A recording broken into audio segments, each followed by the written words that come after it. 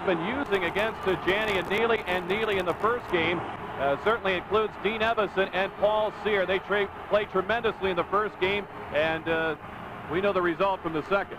Well, Rick, they didn't have quite as good a game in the second as they did in the first. They had a couple of goals, and as I referred to early, these two guys, along with Kevin Dineen, will probably get the bulk of the checking assignment against Neely, Janney, and whoever. And as I said, Rick, they got to be even. They got to be even. They can't worry about scoring goals unless they need to. Right now, they have a tough assignment, and as I said, if they're successful, the Whalers will win.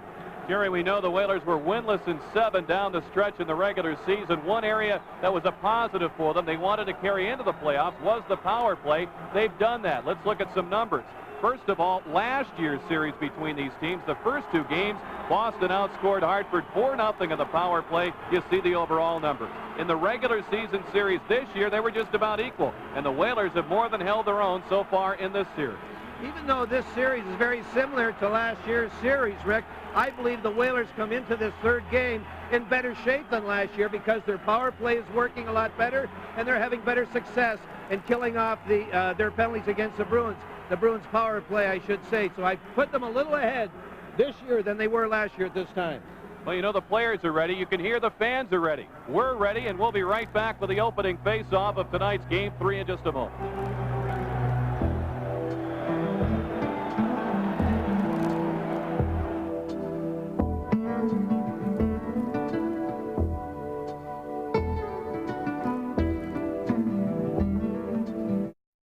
Back comes Burridge. He's shut off by Todd Krieger. Cote plays it by Krieger's stick. Krieger is upended by Don Sweeney. Play continues with Gary Galley's pass ahead to Burridge. 4-man rush against 3 Whalers as Burridge steps in, leads it. Dave Poulin shoots, and a glove save by Sidorkovich, and the rebound carries up into the 4th row. Let's meet tonight's goaltenders a little bit further. 31-year-old Andy Moog starts for the Bruins. And Jerry, after a slow start Friday, he bounced back. As we said during the third period on Friday, Rick, after he made a couple of saves, it only takes 1 or 2 saves in certain situations to contribute to the victory, and he was sharp in the third period. Peter Sidorkovich has been very steady for the Whalers. Not much you could do in the goals that have gotten past him in the first 2 games. Not at all. He's played sensational hockey in the first 2 games. But you see where he was on Neely on that first shot? I'll tell you, a guy like Neely can really bomb him. I don't want him to have the first shot on me. I want a roller from center ice just to feel it. John Cullen out with Mark Cutter and Pat Verbeek. They work in front of the defensive tandem of Todd Richards and Doug Huda. Poulin centers for Burridge and Dave Christian. Bork with a shot, and it's blocked. It hit Dave Christian, who is down and shaken up. He got tangled up with Mark Cutter in the circle. And Christian's all right. The faceoff comes outside. I don't think Christian wanted to stay down. He wanted to get up, even though he seemed to be in pain, just for a chance to have the faceoff on the inside. But when Gregson saw him rolling around, obviously he knew that it went off of Christian, and therefore the faceoff outside. Raymond Bork. As it's Huda with a pass ahead for Cullen, who had 3 points in the opener. Blanked on Friday. As it's Stefan Quintal returning to action with Bobby Carpenter out with an apparent wrist injury. That's the only lineup change for Boston. The Whalers are without Rob Brown, who got a stick in the throat as a bruised trachea. He's on the sidelines with Randy Cunnyworth stepping in for him. The only lineup change for the Hartford Whalers. Todd Richards across to Huda. The pass to Mark Hunter. Checked by Poulin. Huda helps out, and he flips it out over the blue line. Verbeek takes it from there. 3 Bruins back as Verbeek ran into Raymond Bork. Big collision there. They've had several in the opening games of this series as Verbeek and Christian get the sticks going behind the play. It's slid in deep, and the Bruins change up. Zarley Zalapski ahead for Bobby Holik. He was checked by Jim Weimer. Chris Nolan gives the puck to Weimer. He lost it. Holik steps around him. He fires a save by Moog. He got a stick on it. Randy Cunnyworth shoots. Knocked down. The puck loose in front. Weimer got rid of it. Cunnyworth fires, and it's blocked by Craig Janney. Sanderson lets it roll behind the net to Holik. And it lifted away by the tricky Janney. Nolan throws his body at Brad Shaw, who finds the puck. Holik gets it back to Shaw. Moog steps out to play it. Randy Cunnyworth right on him. Bruins get it to Janney, out to Nyland, and out of trouble. Collision involving Neely and Zalapsky. Janney is bumped. He's decked by Randy Cunnyworth as the Bruins dump it in. Sanderson's over for it. He avoided the hit by Nyland. He ended up bumping Neely. But the Bruins keep it in. It's Neely trying to center. Had it poked away by Zalapsky. Janney centers. It's by Neely's stick. Don Sweeney got there in time to keep it in. Throws it in front. Nobody home. Jeff Sanderson, the 19-year-old center for the Whalers. The pass ahead to Sean. He'll dump it in. We've played 3:40, no score, an icing call, and the players had trouble hearing the whistle. Paul Cyr reacts and will step out.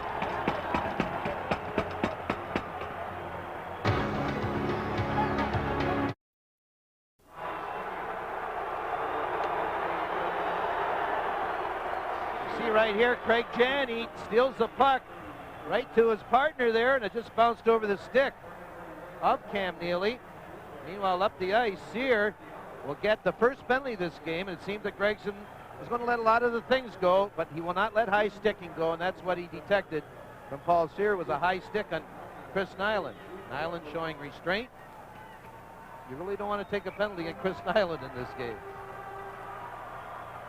Janney out with Neely and Vladimir Ruzicka, who came back from an ankle injury, played in only 29 games in the regular season.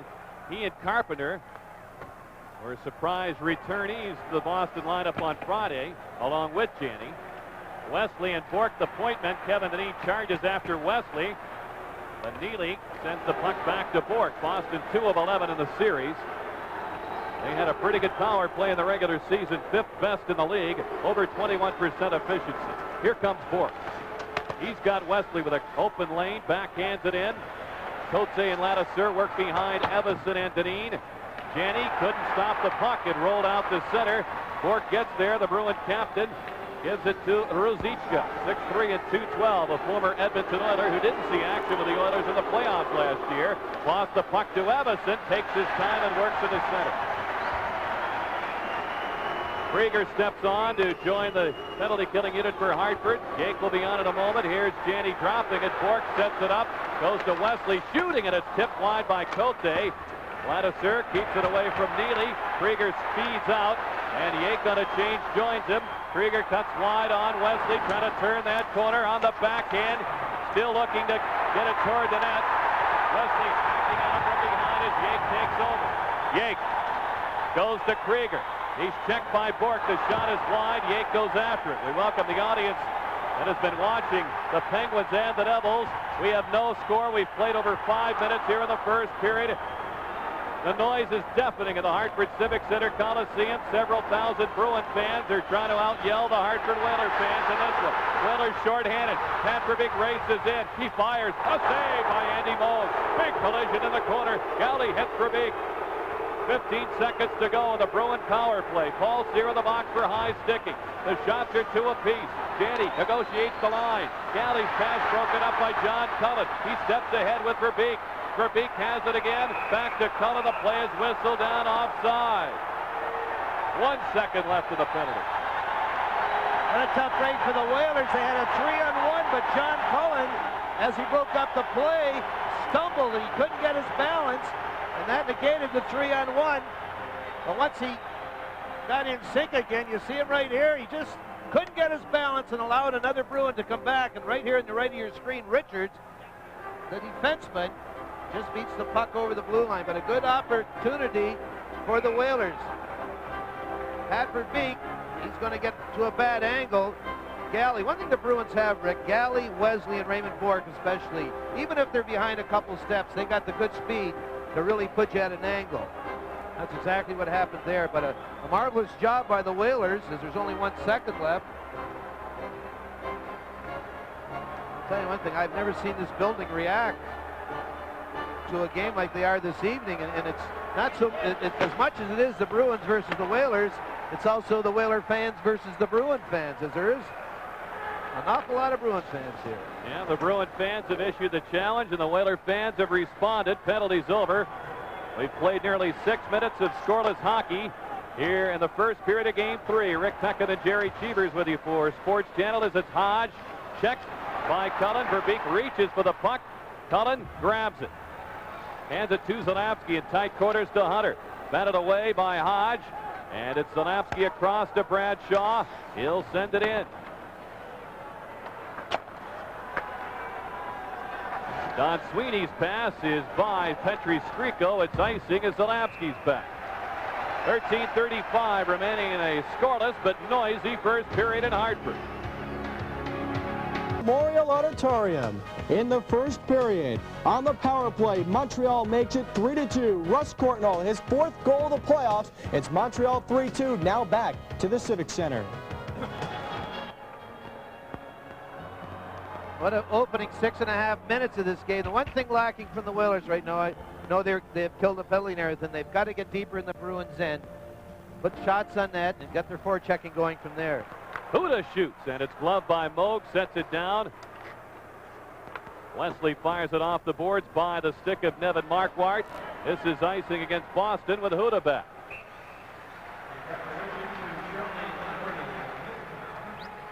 One of the big differences in the game 2 from game 1 was the success of the Bruins on the faceoffs. The Whalers just dominated in game 1, and we saw in that first faceoff in the Bruins' end, the Whalers won it easily. Mike Milbury, I'm sure he was happy he had Bob Carpenter, a top faceoff guy, for the second game. He'll be using Bobby Sweeney a lot. He didn't do that until halfway through the third period in game 1.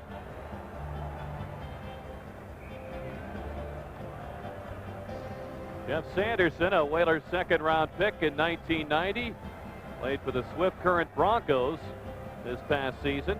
Still has another year of junior eligibility, but who knows? He might be here in Hartford next year. Here's Wesley with a pass at the point. Huda's there, tees it up. The shot is blocked by Jeff Lazaro. Holik fires, and that was tipped away by the hustling Lazaro. And out comes Nevin Marquardt. Fedorkovich calls out directions, turns to find a unpredictable Karam as Randy Cunnyworth zips it by Holik. Stefan Quintal back, and Holik ran over Glenn Wesley. Cote can't get there in time to keep it in. Whalers, though, will get back on side.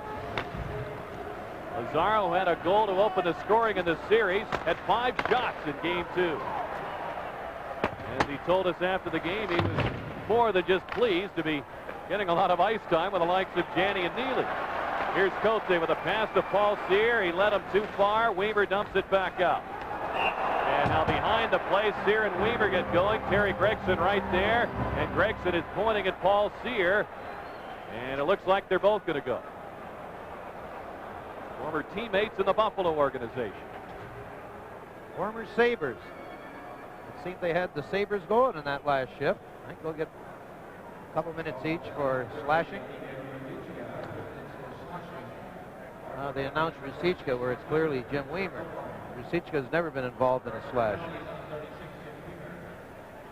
You see, after Weaver, there you go.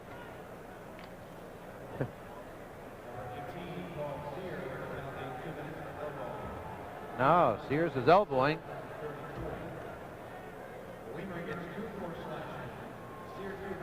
Paul Cyr, probably the most consistent Whaler as far as playing it physically is concerned this season. He's had a great year in that department. He never ignores the possibility of a hit. We're talking about the Buffalo Sabres. They haven't even reached the halfway mark of the first period, and it's 2-2 in Buffalo. Didn't you really think that was going to be a low-scoring series? Wrong again. One of those typical tight-checking Adams Division series, but the scores have been 7-5, 5-4, and now here they are in the first period. Piling up the goals again. Here's a pass that hit Terry Yake, comes right back to Bork, and he feeds it out on right wing to Dave Christian. He'll dump it in. Burridge struggles to get there, carried out of there, pulled in trying to center, knocked down by Shaw. And the 22-year-old Terry Yake starts it ahead of the 3-on-2, has an opening, backhands to McKenzie, that's kicked away by Moog. McKenzie went into the net to knock the net off the magnets. No score, over 8 minutes have been played in the first. Let's pause for a regional break. You're watching the Stanley Cup playoffs on Sports Channel. Watch the Whalers on the attack. You know, Terry Yake, he's a lot like Craig Janney. He just looking for someone to pass it to, and he finds Big Jim busting down the left side.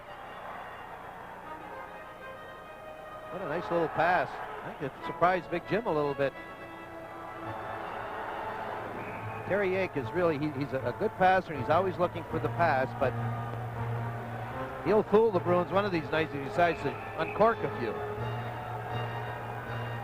It's been brought up a couple of times this year. His most recent recall was right around the trade deadline. He scored 4 points in his first 4. He's not at a point since. As Don Sweeney winds it around to Christian. Poulin gives it to Christian. And a step around Yake does so. Zalapsky over to meet Christian. The centering pass was stolen by Bradshaw. Fires it up the boards to McKenzie. It got away to Raymond Bourque. Yake takes over. The pass is behind McKenzie. And Don Sweeney's back for it. Icing against Hartford. Swede Knox in the call. That was either going to be icing or a 2-line offside pass. Don Sweeney, the Harvard grad. He played great in the playoffs last year, didn't he, for the Bruins? Yeah, he was excited. There's no doubt about it. He's not this kid has one problem. He's a gamer and all, Rick, but he's not a great passer, and it confuses him at times. He has a guy spurting down the wings, and he just somehow doesn't get it to him very often. That's why he carries it so much. He's a little confused in the passing department. This guy here isn't. He's one of the top passers in the league. A little like Gretzky. He's got that peripheral vision. Finally at good health on his side. He missed only 3 games in the regular season, ended up with 92 points. Previous 2 years he'd missed 25 games and 18 games. So finally, being able to play every night, it paid off for him. He had 2 assists in game 2. Dean Evason, who has 3 assists in the 2 games, wins that draw to Cote. Kevin Dineen is interested in charging into Glenn Wesley and finds the puck as a bonus. He'll slide it down the ice. Moog handles it for Galley, who's pressured by Randy Cunneyworth. He tried to leave it for Evason. Evason steps in front. The pass across to Cote. The wrist shot glove by Moog, and he hangs on, but Cunneyworth in the vicinity. You see what Kevin Dineen did down at the point in his end. That was absolutely perfect. The way he played that, Rick. The puck was coming around, not at a great speed. He was going to have a little problem waiting for it. We'll see right here, but he's just going to charge the defenseman. This is perfect when that puck is coming slow. You got to take the defenseman first, and this ends up for a scoring chance for the Whalers. You know who's great at that? I'll tell you, was the best at that. The absolute best, Wayne Cashman. Of course, he carried the stick up around the guy's ears as he was leaving his end all the time. Didn't usually meet with too much resistance. No, he backed them off pretty easily. There is the Whalers' all-time playoff scoring leader and a goal in game 1. Don't forget to mention his playoff face. He's wearing it again tonight. John Cullen on the face-off against Hodge. It's poked to the point. Huda lifts it down the boards. Wesley is there for it. Winds it behind the net. Moog lets it go. And it's Galley lined up by Verbeek. The Bruins clear. 24-year-old Todd Richards gives up the puck to Hodge, who drives it on goal to save by Sidorkovich.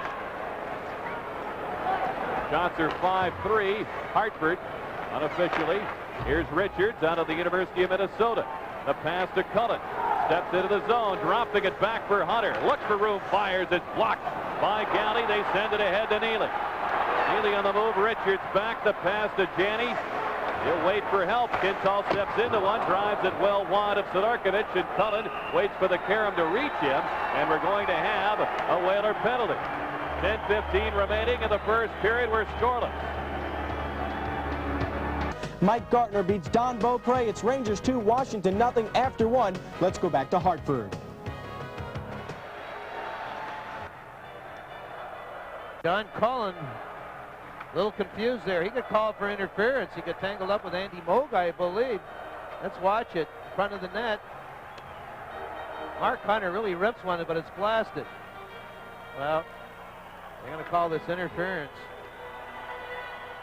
You're supposed to make every attempt to avoid the goaltender. I thought he was pushed into there. Terry Gregson didn't. He thought he went in on his own accord, and that's why the penalty. 3 of the 4 penalties called by Gregson have been behind the play. So he's keeping an eye on things. As Wesley brings it up, second power play for Boston. He'll drive it in. Sidorkiewicz plays it. Sneaks it by Neely. It bounces down to Ladouceur. Janney, though, takes it. Sends it off the side of the goal, and Sidorkiewicz reached down to freeze it for the whistle. Janney, who's averaged over a point per game in his Stanley Cup playoff career, will get set for this draw as his unit with Neely and Ruzicka. We'll see a bit of a change. Hodge comes on. Hodge hasn't played as much in the first two games as he did during the regular season. He didn't have a good night in game one as far as faceoffs were concerned. I'm sure this bothered Coach Mike Milbury. Certainly in game two with Ruzicka, Carpenter, and Janney in the lineup, that took some of his ice time, but he's had a terrific year. Evason and Sear work in front of Cote and Ladouceur. As Ladouceur was forced by Neely into the side of the net, they dislodged the net. And they'll face off once again. It'll be interesting to see where this face-off will be, Rick, because it was Neely who pushed Ladouceur into the net.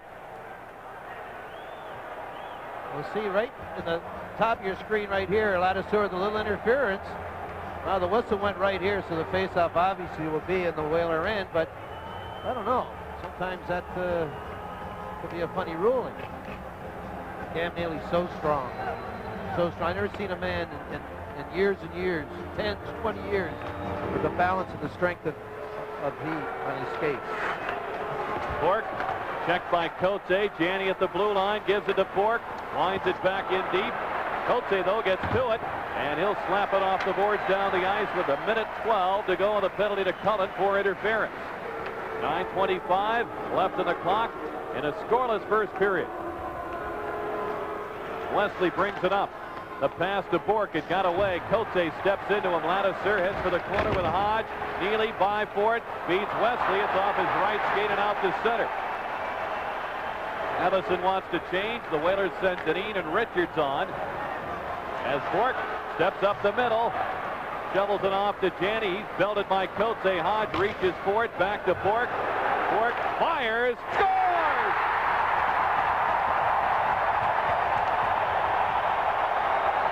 I don't know if this puck was tipped or not, but it sure got to the net very fast.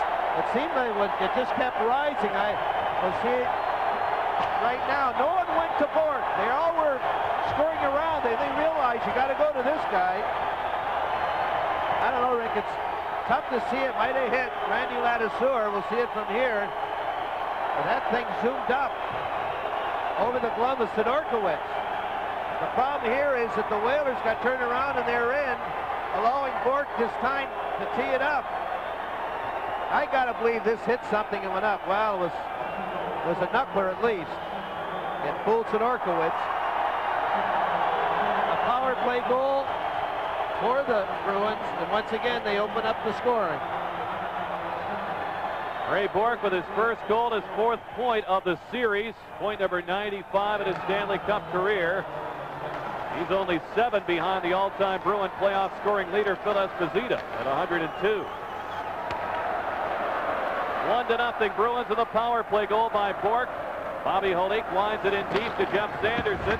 Honeyworth comes by for it, stumbles as he was tripped up by Galley. Holik heads for the corner. Burridge had it taken away. Sanderson hangs on to it. He finds Holik very smartly, who shoots a save. Sanderson couldn't get to the rebound. Don Sweeney worked it away. Out comes Christian. He's got Burridge with him. Christian's drive is high and wide. Sidorkiewicz steps out to play it. Randy Honeyworth seeing his first action of the series on a pass skip off a skate and back to the goaltender. Burridge checked by Richards. Richards wrestles into the corner. Christian comes up with it. Can't center. Sanderson has scored a goal in his first NHL game of the final weekend of the regular season against Buffalo. Slowed up finally by Christian. Burridge plays it back inside the Hartford line. Huda gets there. Mike Honeyworth sent Poulin flying. Cullen with a pass to Holik. Batted away at the defense by Don Sweeney. Bodies crunching all over the place. Here's the pass to Zalapski. Steps in with a holding. Zalapski goes wide behind the play. We've got Marquardt and Cullen tangled up, and it looks like Marquardt may go. Well, Terry Gregson was right on the scene. He didn't make a signal right off the back. Whaler power play when we come back after this local break.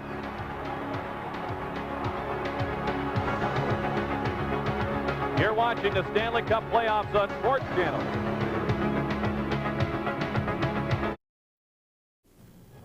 At the Meadowlands in New Jersey on the power play, Mario Lemieux finds Mark Recchi in front. He beats Chris Terreri. It's Pittsburgh 1, New Jersey nothing in the first.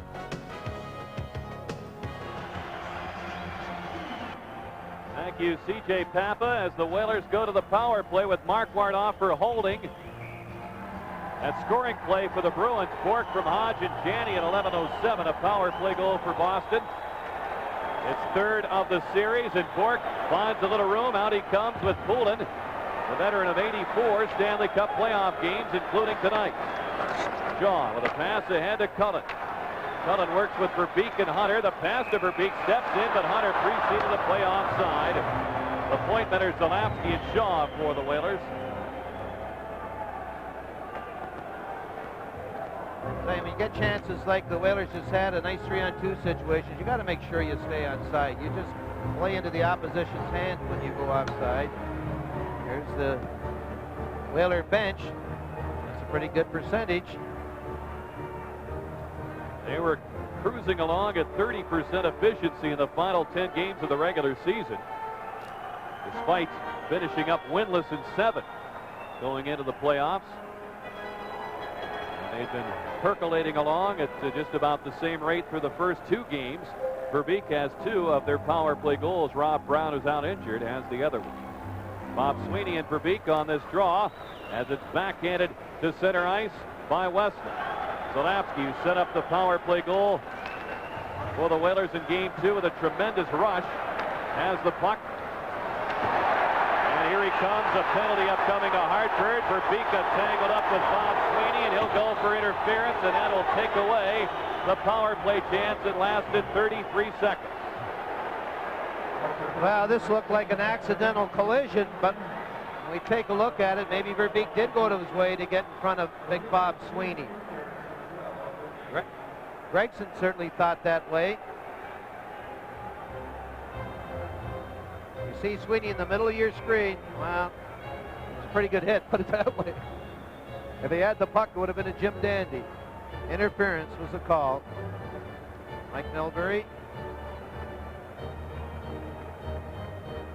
Ted Sater now.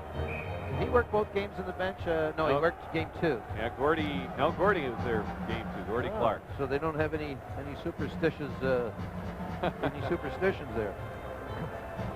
Apparently not. Krieger and Yake, Sean Zalapski, the foursome on for the Whalers. Milbury puts out Bob Sweeney and Petri Sprico in front of Wesley and Bork. Zalapski. The pass across to Shaw, ahead for Krieger. Gets rid of it to Yake, and the play's offside as Bork sends Yake to the ice. We have 1:08 left in Marquardt's penalty, and a 33-second power play for the Bruins will result unless we get any further penalties. Not a good sign, the amount of times that the Whalers have gone offside. I mean, it certainly shows a little anxiousness. You got to be patient. Raymond Bork, who scored the game's only goal.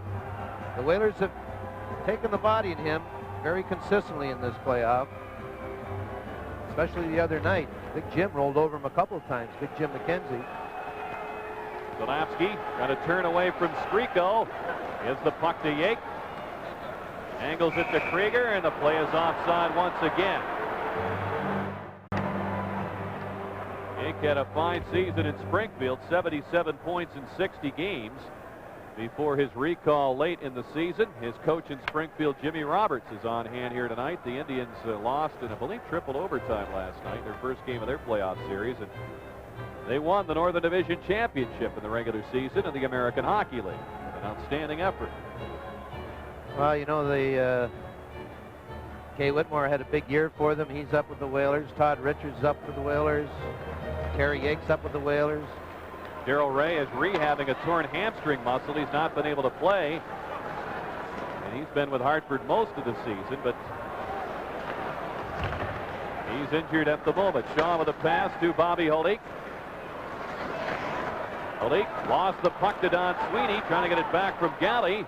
Could not. The pass ahead to Skriko, who's had a couple of goals for Boston in this series.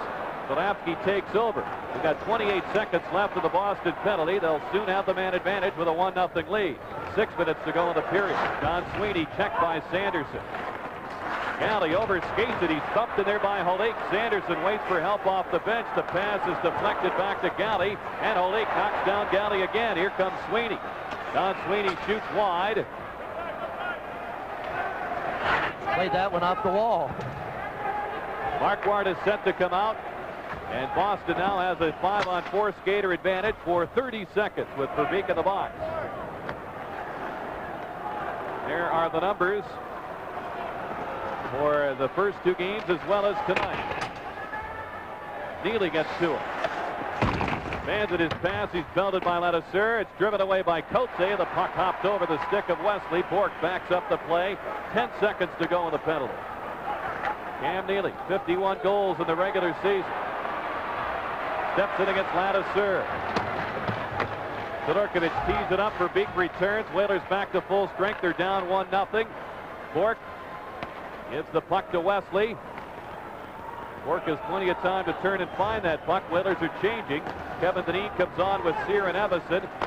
Richards is still on with, or just came on with Cote, who remains from the 4-on-4 situation. Richards turns away from Neely. Richards off the boards by Evison's stick.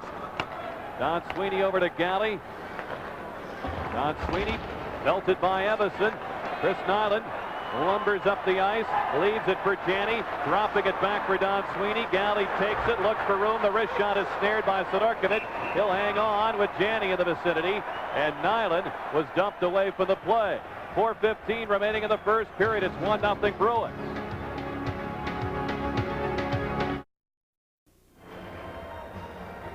A lot of people don't think the Boston Bruins are a fancy hockey team. They're like blue-collar guys. Watch this right here. One drop pass right here. Janney, 2 drop passes. Sweeney, the defenseman, leaves it for Galley. This looked like a designed play. I don't think so. All he needed was Meadowlark Lemon to finish it off. And a little sweet Georgia Brown.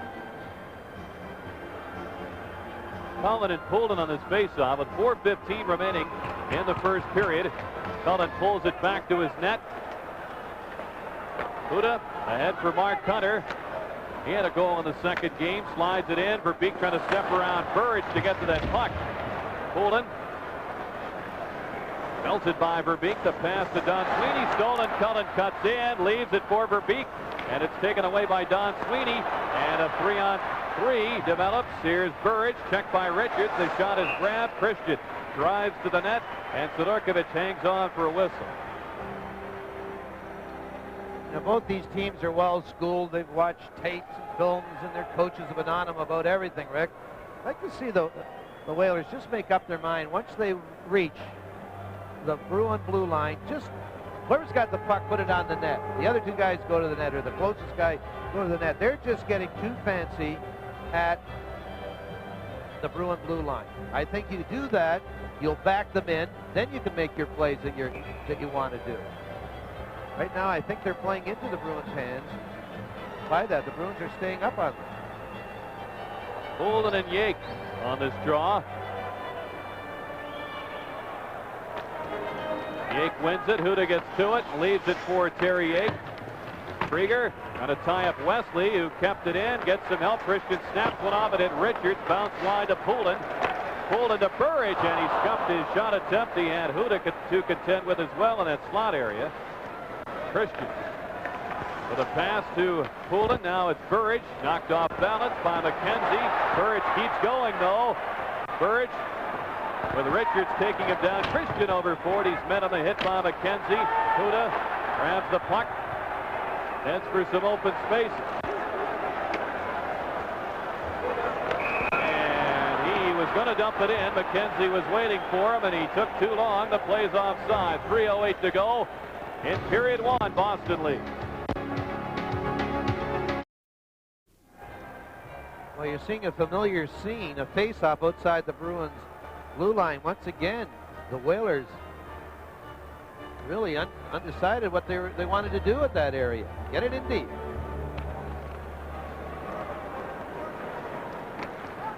Wesley drives it in, played aside off the blocker by Sidorkovich. Halik ties up Skriko. Cote's pass off the boards to Cunnyworth. Sanderson steps ahead. Cunnyworth shoots, and it's tipped by Quintal up into the crowd. A mix of Bruin fans and Whaler fans here in the Civic Center Coliseum tonight. Looks like somebody shaken up. They might have been clipped in the face by that deflected drive as we look at a veteran, Randy Cunnyworth, now in his 6th year in the NHL. Spent 4 years paying his dues in the American League in Rochester. I laughed walking around the building tonight, right? There is an awful lot of Bruin fans here. When I was walking through the lobbies there, all the Bruin fans with their dark sweaters on, they're all at the beer line. The Whaler fans were getting hot dogs and ice cream and everything like that. Here's Ladouceur, the long backhander off Cunnyworth, skated wide. Wesley chops at it. Cote flips it in behind the net. Quintal gets to it. Neely waits for the pass to reach him. He sends it off Hodges' stick. It's flipped away by Cote to Sanderson. Sanderson chops at it. Wesley's on the scene. Hodge worked it loose. Cunnyworth trying to drive it back in. He knocked Neely off balance, and Sanderson sails it in behind Moog. Whalers change up. Bobby Halik has been hammering Bruins throughout the first 17:40 of this game. Hodge on the move. The pass to Neely. Check by Zarley Zalapski. Neely still trying to make a play. Cunnyworth takes it. Skriko overtakes him. Neely trying to drive it in. It hits Zalapski in the leg. And Skriko's offside with an even 2 minutes to go in the period. Boy, Neely put himself in a tough position there. And Zalapski just drilled him against the boards. Henry Skriko, Rick. Pretty good pickup by Harry Sinnen and his team. He knows he's got some skills that can help him out in these close games. He's a goal scorer. The weather outside is very unhockey-like. It's more like the finals. It's over 80 degrees, at least as of 5:30 or 6 p.m. tonight here in southern New England. It's going to be hot in this building no matter what the temperature was outside. It's a terrific environment tonight. Don Sweeney shoots it in. Sidorkovich out to handle it for Zalapski. Boston leads on a Ray Bourque power play goal, 1-0. That goal came back at 11:07. Pass to Verbeek. Slowed up by Galley. Verbeek backhands it in. Moog steps out. Lays it around to Jeff Lazaro. Moog and Hunter got into it behind the net as the Bruins ice it. However, Marquardt leads the chase. Sidorkovich runs interference. The touch was made by Zalapski. Marquardt with a hit. And the linesman have to keep the players apart. Late here in the first. Let's check in with C.J. Papa back at Sports Nightly.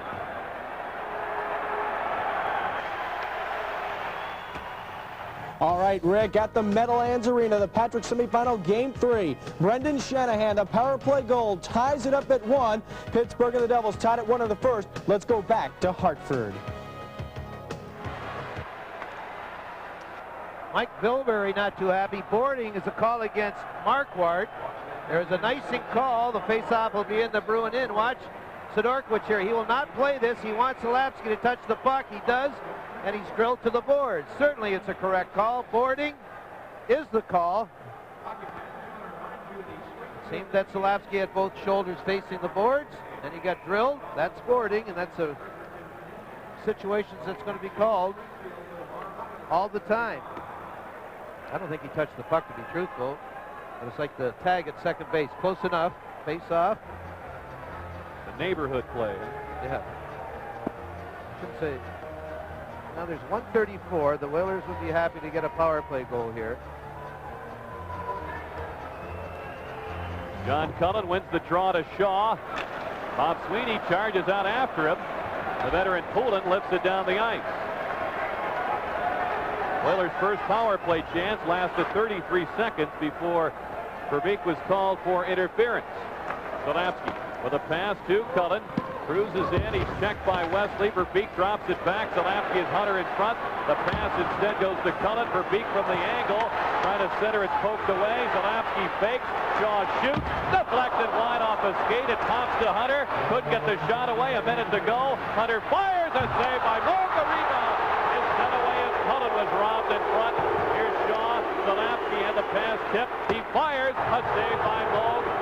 Wesley takes it, and he will sail it down the ice. 44 seconds to go in the period. Undoubtedly the best save of the game, the original stop there by Andy Moog. Pat Verbeek to Cullen, quickly gets rid of it for Dineen. Bork tries to work him over. Zalapski joined by Richards at the point. The pass to Verbeek, 25 left in the period. Cullen hits it to Verbeek. Dineen is parked in front. The Whalers, however, can get nowhere near him as Bob Sweeney's pressure forces the Whalers back with 14 seconds to go in the period. This penalty will carry over unless the Whalers capitalize. Zalapski ahead for Cullen. Cullen checked by Don Sweeney. Bob Sweeney handles it. There's the horn. And the Bruin fans roar. Their team leads 1-0. After the break, we'll check in with C.J. Papa back at our Sports Nightly studio.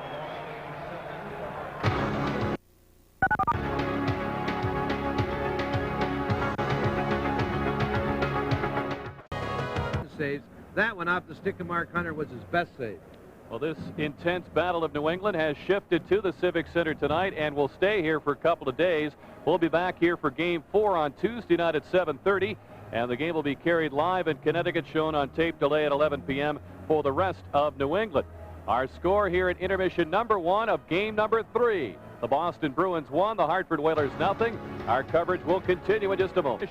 As we've had a delay with the Zamboni breaking down and apparently gouging the ice. You see a couple of the members of the rink crew to the right of your screen. They're patching a hole apparently made by the Zamboni when it malfunctioned on its first trip around. So they've got a little work to do and patch things up.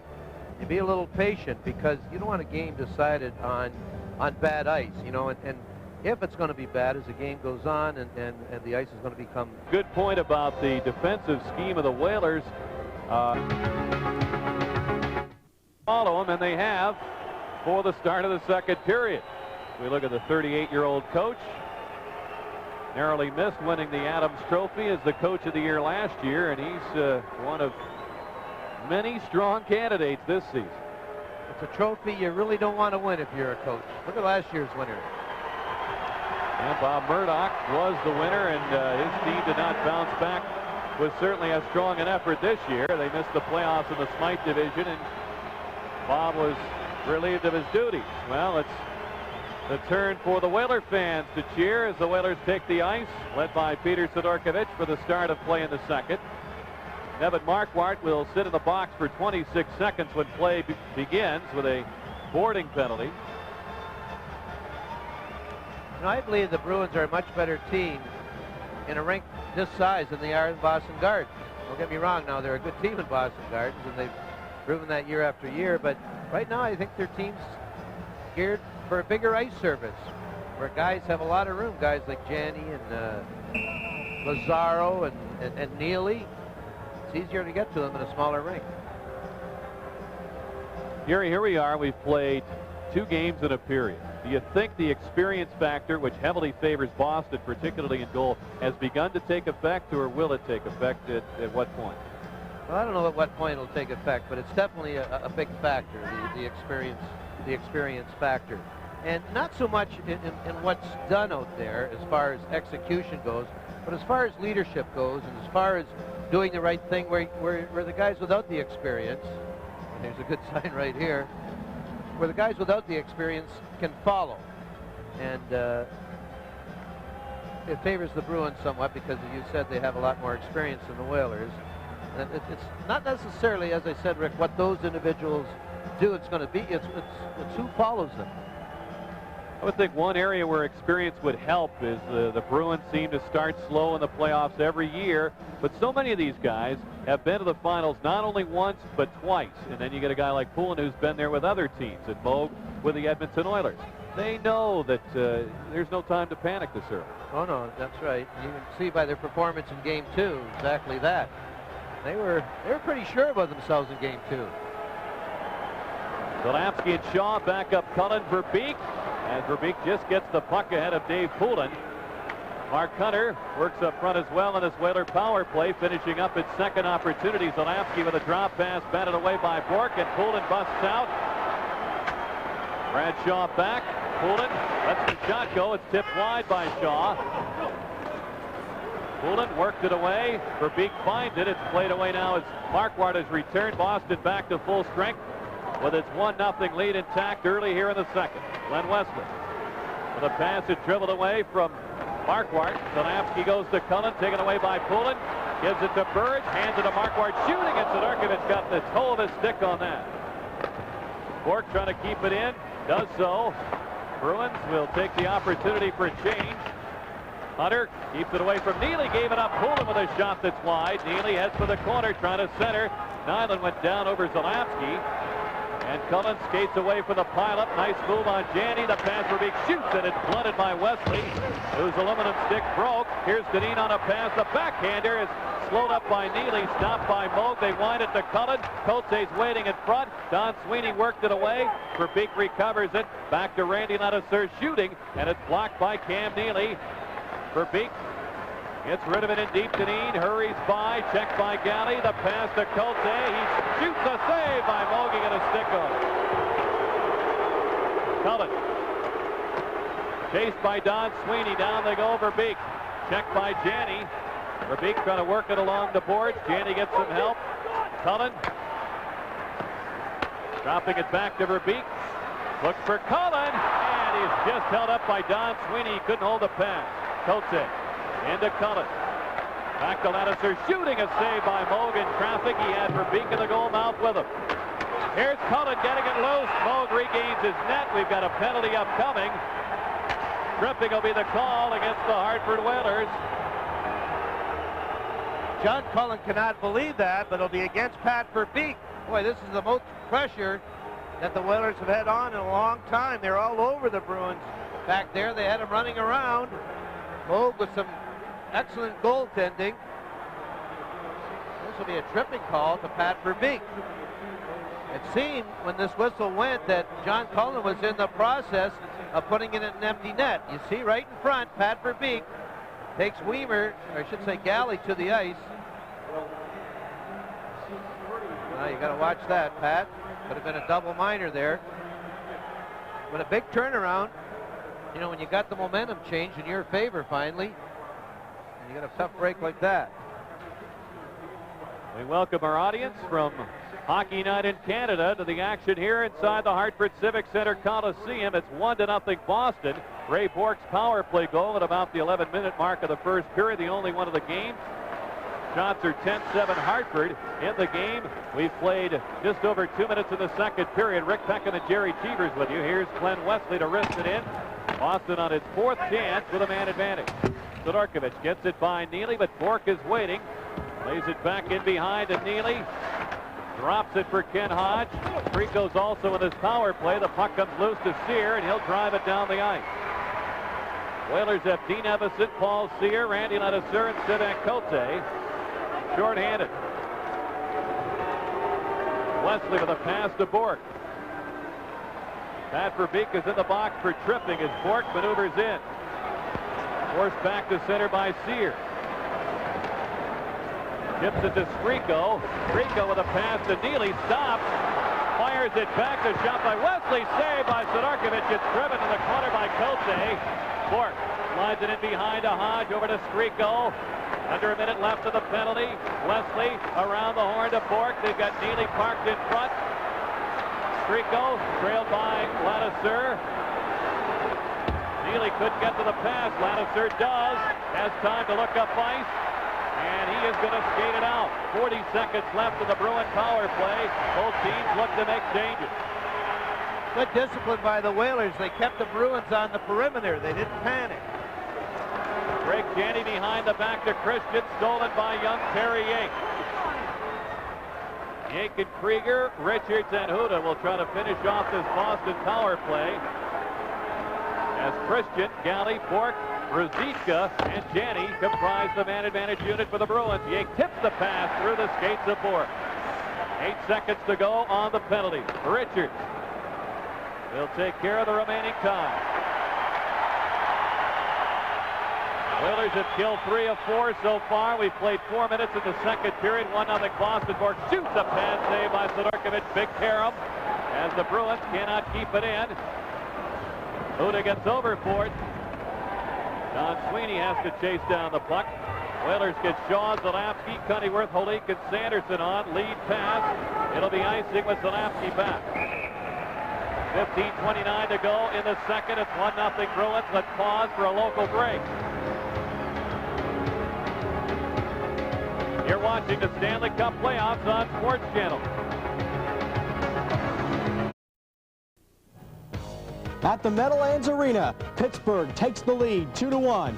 Bob Airy, his shot beats Chris Terreri. It's Pittsburgh 2, New Jersey 1 in the second. Let's go back to Hartford. So a couple of road teams are leading here. Thank you, CJ, as Boston is in front. Jeff Sanderson will duel against the veteran Dave Poulin on this draw. I talked to Jeff Sanderson, and I was kidding. He actually didn't know who Bobby Orr was. That's how young he is. You tell Bobby that. I think what he meant to say is he said he never saw him play. Okay. Here's Gary Galley with a pass out. Nyland tips it. Zalapsky pressured by Poulin. Zalapsky fights off the check. Holik trying to get it loose. Poulin centers, and it was behind Nyland. Picked up by Gary Galley. Randy Burridge moved off the puck by Jeff Sanderson, who hails from Hay River in the Northwest Territories. Don Sweeney with a pass, too far for Nyland. Burridge lifts it into Chris Nyland. Poulin fires in front. Sidorkovich got his stick on that. Cunnyworth drives it off the boards. Don Sweeney shoots it off the stick of Randy Cunnyworth. Zalapsky lays it back to Brad Shaw. Sails it by the reach of Cunnyworth. Now Zalapsky gaining speed. Steps it against Stefan Kintal. Sanders in front, and Wesley puts it back in the corner. We've got a Bruin penalty upcoming. Burridge is upset. We'll see if he's the man. Tripping is the call. Hartford will have the man advantage, trailing 1-0 when we come back. At the Cap Center in Landover, Maryland, the Rangers are pulling away from the Capitals. It's now 4-0 as Mark Janssens beats Don Beaupre, end of second. Meanwhile, at Memorial Auditorium, Montreal ties it up at 4. Russ Courtnall's shot hits the post, and Brent Gilchrist, his second goal of the game, ties it at 4 in the second. Let's go back to Hartford. Watch the middle of your screen. Number 12, Randy Burridge. He'll take the young Sanderson down. It'll be tripping against Burridge. The Whalers have got to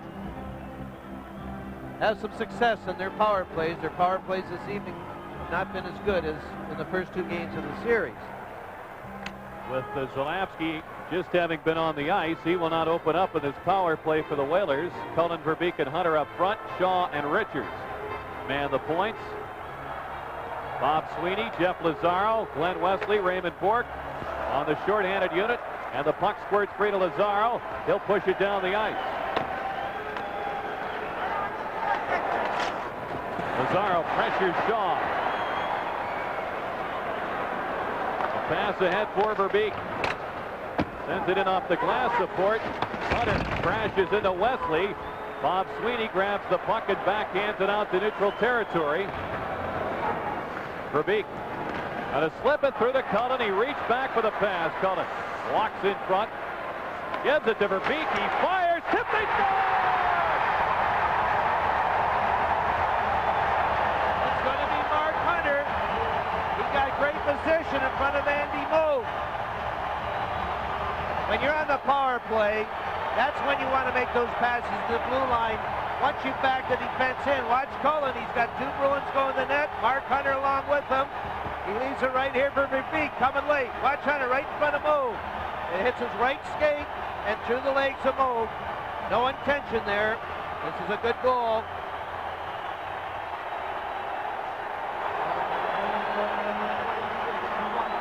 Now the successful power play from the big line of the Whalers. Moog, watch him right now. Look at Gregson as soon as it goes in. Come on, Terry, he says give us a break, but you can see that there was no intent by Mark Hunter, his second goal, and what an acquisition he has been for the Hartford Whalers. He's had 6 goals as a Whaler. 3 times he scored the first goal of the game. The other 3 times he scored the first goal for his team. That is the case here. A power play goal from Cullen and Verbeek at 6:19 of the second period, and we're tied at 1. Ray Bourque just kept it away from Kevin Dineen. Bourque on the move. 4 Whalers back. Ruzicka with a pass. Stolen by Dean Evason. Evason checked by Weimer. Neely takes over. Quickly he turns things around. He rumbles into the zone and promptly lost it at the other blue line to Sear. And for Evason, neatly steps away from Weimer. The pass is tipped by Bourque. Dineen was charging toward the net. Kevin Dineen trying to get it out in front. Sear has it, trying to wrap around. Down he goes. Moog covers the puck. Bourque lands the hit. We get a whistle. See what this game's all about. It's each blue line what's important. Whalers come down earlier in the shift, try to make a play at their blue line. It didn't work. Neely went back, tried to make a fancy play. It didn't work, and this is the end result.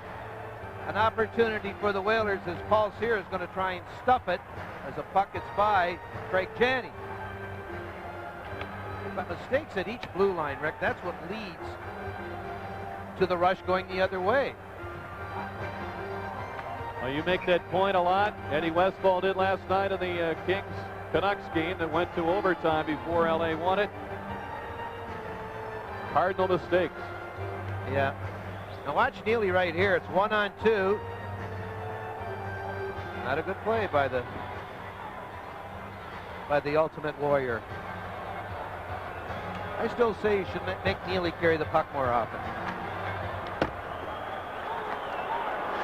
Stefan Quintal chased by Jim McKenzie. Here's the pass off the boards. It's tipped ahead. Hodge drives it in. It's snared by Sidorkovich. Huda comes by for it. He has Krieger in the off wing. Yake and McKenzie are with him. Yake slowed up by Wesley, and the play is offside as a result. 12:28 left in the second. The Whalers have tied it. Let's pause for a regional break. You're watching the Stanley Cup playoffs on Sports Channel. Right now the Whaler fans are winning. They should. It's their ring.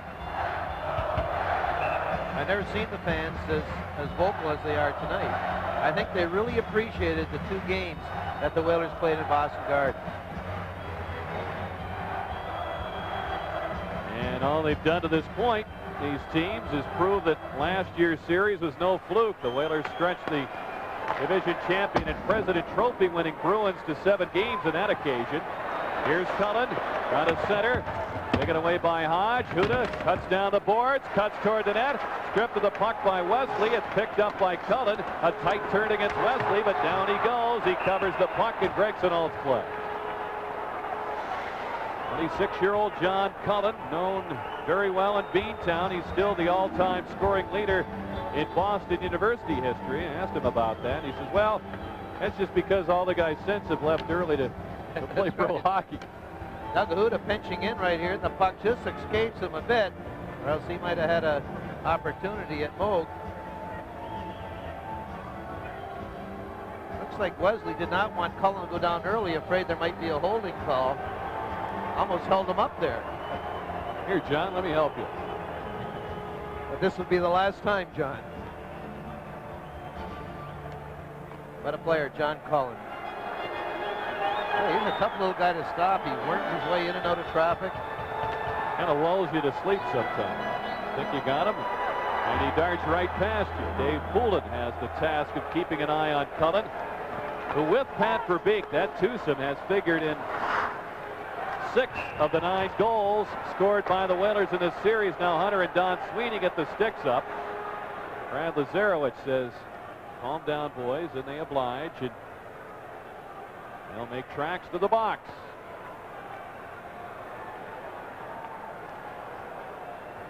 This is a strange matchup, Rick.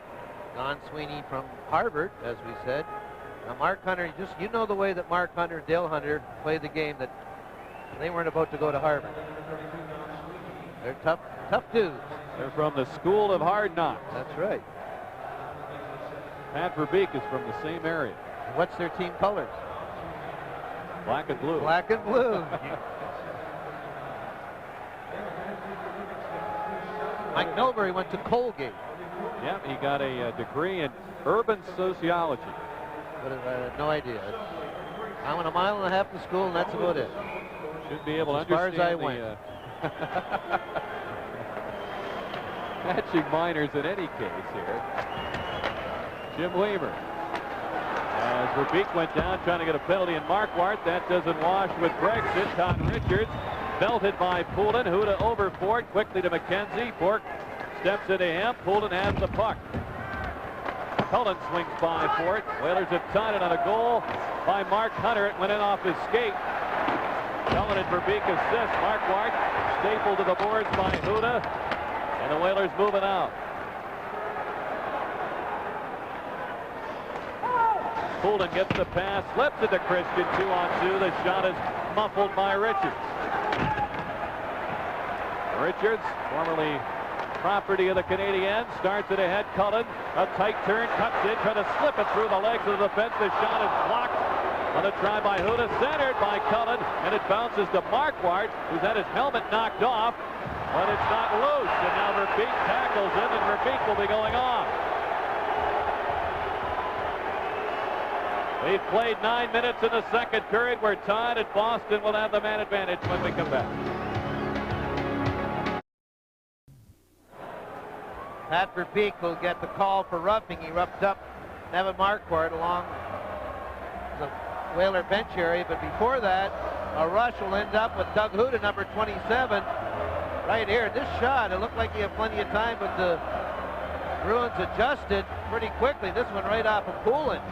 Now you see Marquardt with his helmet down, and they're going to call this roughing. He's like a cowboy there, you know, you have that your hat behind you. So Verbeek joins Hunter and Don Sweeney in the box, all 3 for roughing. Bruins on their 5th power play chance. Rico swings by. He has Neely and Janney with him up front. Bork and Wesley the point men. The pass hit Janney. He'll have to turn back. Whalers with Cote and Ladouceur operating behind Evison and Sear.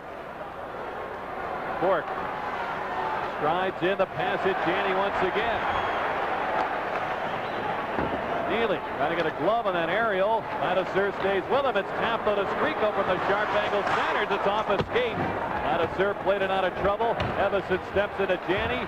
Janney, though, reached back. The pass is stolen. Sears slides it down the ice. Deneen and Jeff Sanderson come on. Neely steps in. Checked by Deneen. Janney takes over. Back to Bork. Bruins spread it out with Neely in front. Janney fakes the shot. Goes to Skriko, back to Bork. Wrist shot is tipped just wide by Neely. Ladouceur was with him. Ladouceur allows Cote to play it ahead to Deneen. He spied the open man Sanderson. Cote's with him. 2-on-1 shorthanded.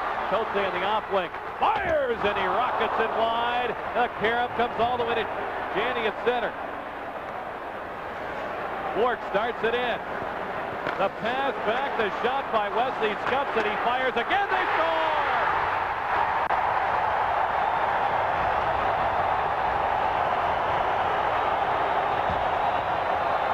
This goal will go to Blake Wesley. It'll be I should say Glenn Wesley.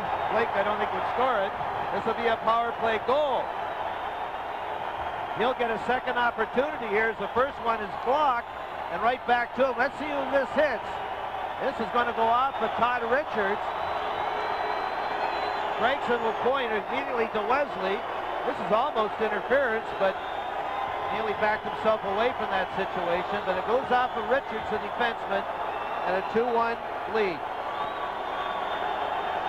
Well, Rick, certainly one of the problems is this goal. The Whalers were on a 2-on-1 at the other end and missed the net by 50 feet, allowing the Bruins to come back to their end.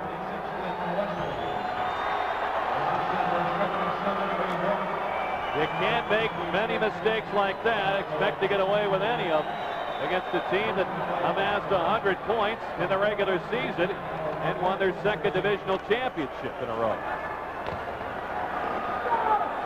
Huda's back for it, 2-1 Boston. Bob Sweeney knocks down Huda. Burridge follows up.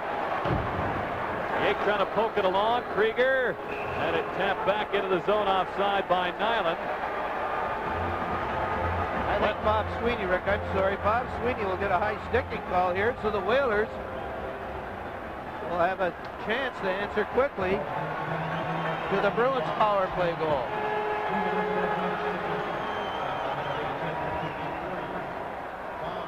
There you can see with the stick up.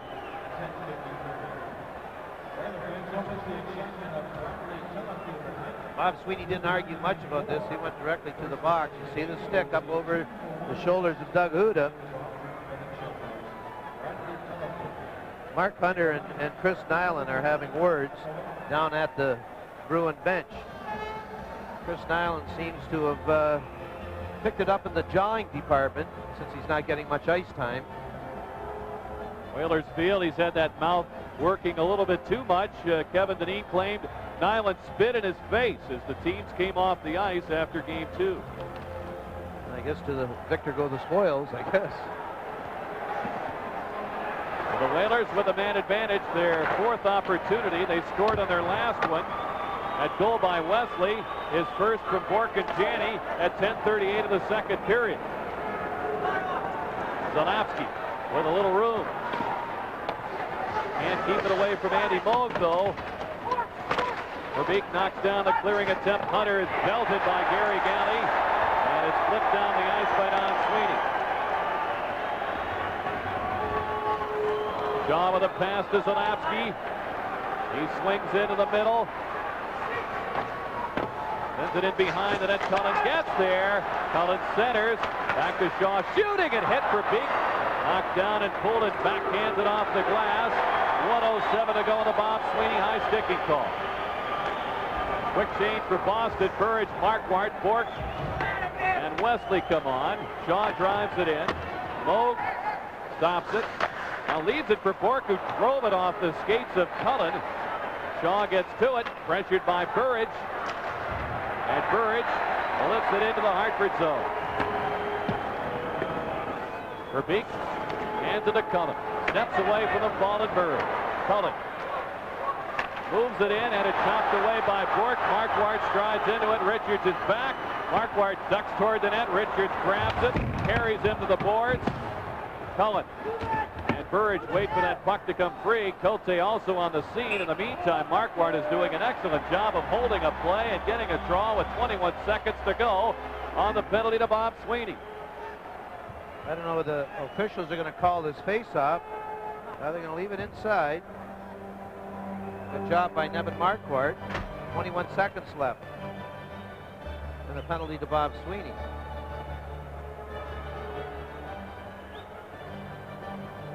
Here you see Marquardt, a quick individual. Richards really working hard not to get that free hand involved.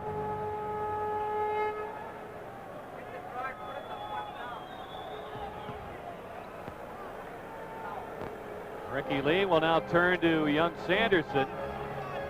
Rick, the officials have had a change of mind as the faceoff is outside. There's a fresh face for you. Sanderson with Holik and Dineen on the wings. Poulin, though, gains control. Wesley plays it out to center. Richards gives it to Holik. Slips it to Dineen. Sanderson in front, though the pass went behind and tipped out by Poulin. 4 seconds to go on Sweeney's penalty.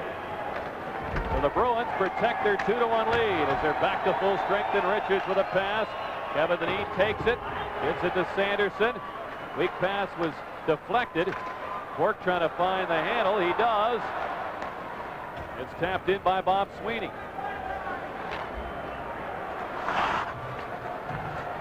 Bruins have been lifted by their planned special teams. They've scored twice with a man advantage. And they just killed a penalty as Holik backhanded it deep. Sears centers alone. It's Zalewski shooting. A save by Moog. The rebound. It's stopped at the goal line by Moog. Sanderson says it was a goal, but Gregson does not agree. The red light did not go on. Let's pause for a local break. You're watching the Stanley Cup playoffs on Sports Channel.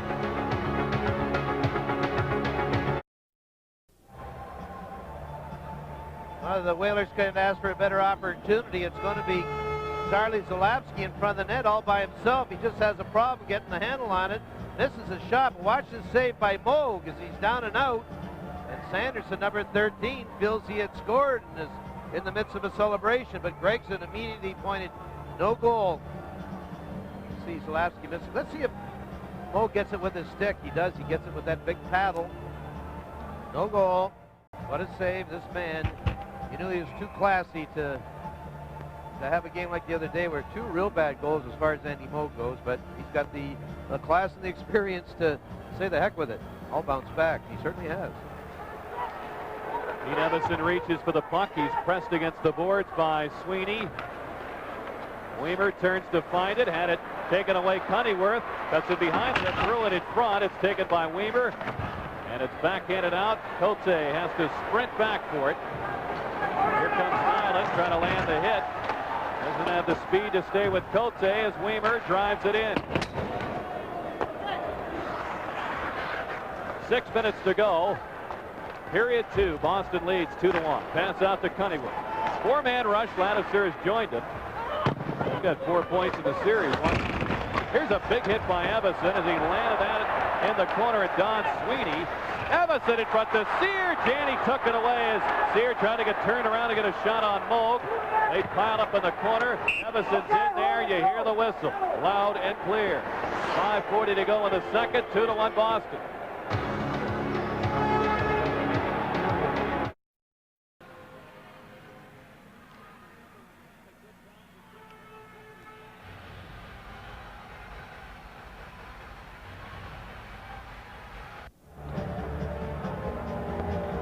Whalers have Cullen on between Verbeek and Hunter.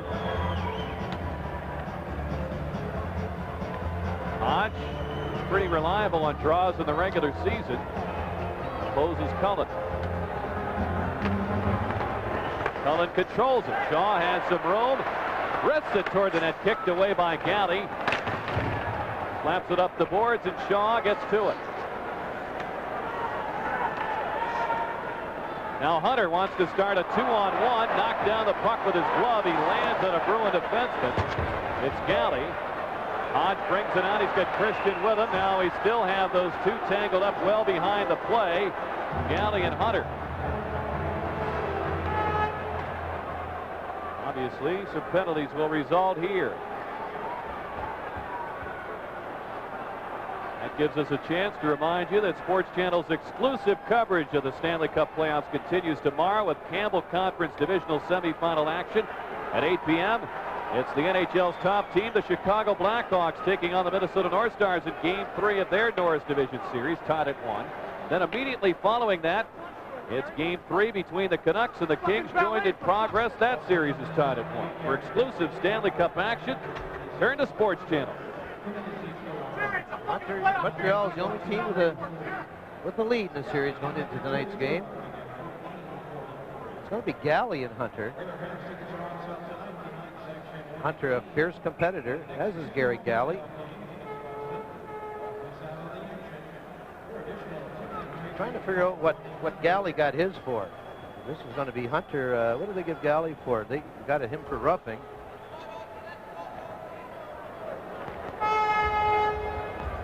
Hunter for roughing. Good night for road team so far in the Wales Conference action. I think, what are they, still tied in Buffalo, but the road team leads in the other situations. There is no home and away in Stanley Cup playoffs. If you're going to win a series or a championship, you're going to have to win on the road. Now the Sabres have moved in front of Montreal 5-4, the latest score we have on that. Here's Hodge cutting in. Goes to Ruzicka.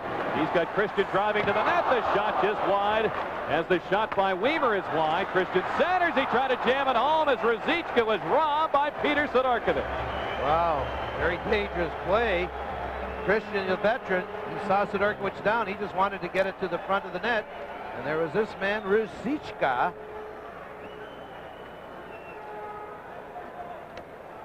Now Christian's going to miss the net here, and it'll go right back to Weimer, and Weimer's just going to throw it in front.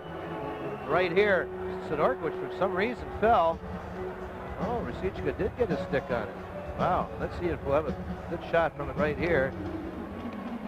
Now Ruzicka was going to have to be a magician to put that in, but he's got that type of hands.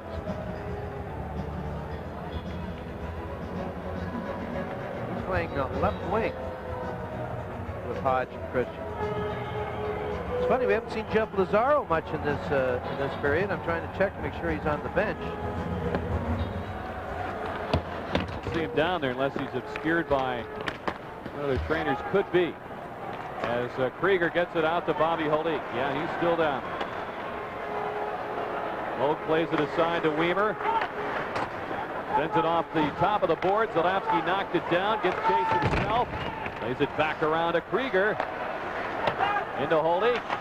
Trying to get it in front. Zalapski shoots. He sends it wide. Krieger on the shot, and it's stopped by Andy Moak. Two big opportunities for the Whalers in quick fashion. Bradshaw played it in and out of his own bench. The whistle blows. Hey, has been a big factor for the Whalers in this period has been Zarley Zalapski. He's just been snake bitten around the front of the Bruin net. He, in the first period, he really wasn't skating. I'm sure the coaches got to him and said, Zarley, what's your strength? You got to play to your strength, and that's using your speed and your skating to get down and help out. And that's him right there from the slot. He just rifled it over the net.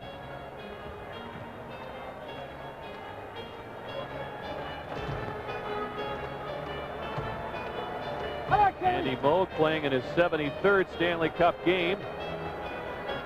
Jake and Hodge on the draw. Shots are 15-12 in the hockey game. Whalers have 7. Make that 8 in the period at 16-12. 5 for the Bruins in the second. Pass is deflected in behind the Whaler coaching staff. An even 4 minutes remain in the second period. Todd Richards and the Whalers trail.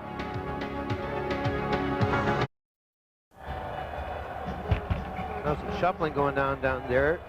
Janney will center Christian on left and Skriko on right. Randy Cunneyworth taking the place of Mark Hunter as Mark Hunter is in the box in this line. Doug Huda paired with Richards. Skriko keeps an eye on Huda. Pass to Cullen. Wow, he stepped right around Janney. A little taste of his own medicine. Here's Cullen stepping in, leaving it for Huda. Wrists it in behind the net. Cunneyworth trying to play it softly to Verbeek. That didn't work. He does, however, find John Cullen. He spins in front. The pass to Verbeek is through his legs. Wesley hustles after it. Fires it out ahead for Janney. Greg Janney lost the puck to Richards. And Wesley, now in his 4th season with the Bruins, drives it back in. Skriko battles Huda. Neely out to the point. Quintal to Don Sweeney. He'll play it off the boards into Janney. Tricky pass off the back of the goal. Cullen took a hit to get rid of it to Cunneyworth, and he'll slide it out. Don Sweeney drives it to the corner. Todd Richards. Had a fine year in Springfield in the American League. Allows Cunneyworth to handle the puck. A pass ahead to Cullen, trying to step away from Don Sweeney. Cullen finds that handle. Moak pokes it ahead for Neely. And he lifts it out of play next to the penalty box.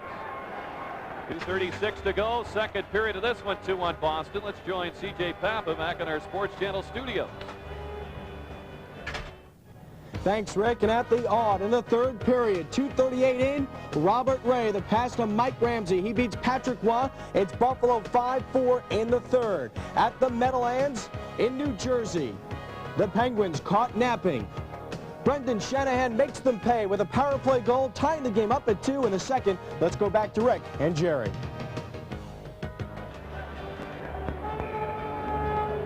Thanks, CJ. Well, my theory is not holding much water at this point. Oh, you mentioned it. Automatically, the home team just went crazy. I hope the Whalers heard you. They still have time to do something about a 2-1 deficit late here in the second period. Swede Knox will drop the puck between Sweeney and Sanderson. I think you're safe in Washington. Rangers 5-0. Zalapski walks in, fires. It's tipped by Poulin. It broke his stick, and the puck ends up over the glass, out of play. This copyrighted telecast is presented by authority of the Hartford Whalers and the NHL. It is intended solely for the private, non-commercial use of our audience. Any publication, retransmission, or other use of the pictures, descriptions, and accounts of this game without the express written consent of the Hartford Whalers, the NHL, and Sports Channel is prohibited. Announcers on this broadcast are selected by Sports Channel and approved by the Hartford Whalers. 11-time All-Star, 3-time Norris Trophy winner, Raymond Bourque.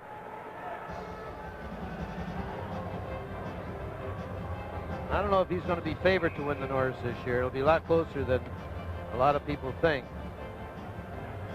The Whalers with a young line of Sanderson, Holik, Todd Krieger. Quick line. Young line in terms of experience. Holik, a rookie. Sanderson just getting his feet wet in this league, and Krieger in his second year. Zalapski into Holik. Fights off the check of Don Sweeney. Bobby Holik has been quietly making some pretty good plays tonight. Centers, and it's by Bourque. Sanderson tips it back to the point. Burridge belted by Bobby Holik.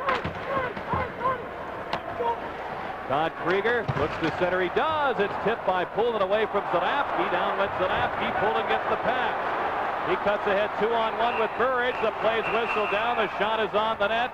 Gregson halts play. Krieger bumps Poulin. And offside foils a 2-on-1 break for the Bruins. We kept talking, Rick, about the experience.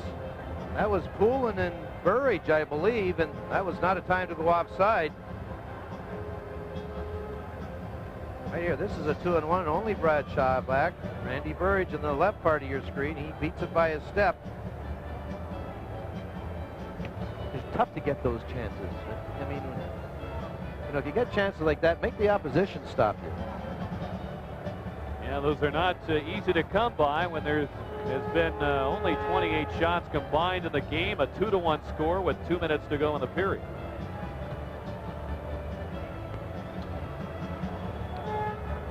Ricky Lee sends out the Cullen line.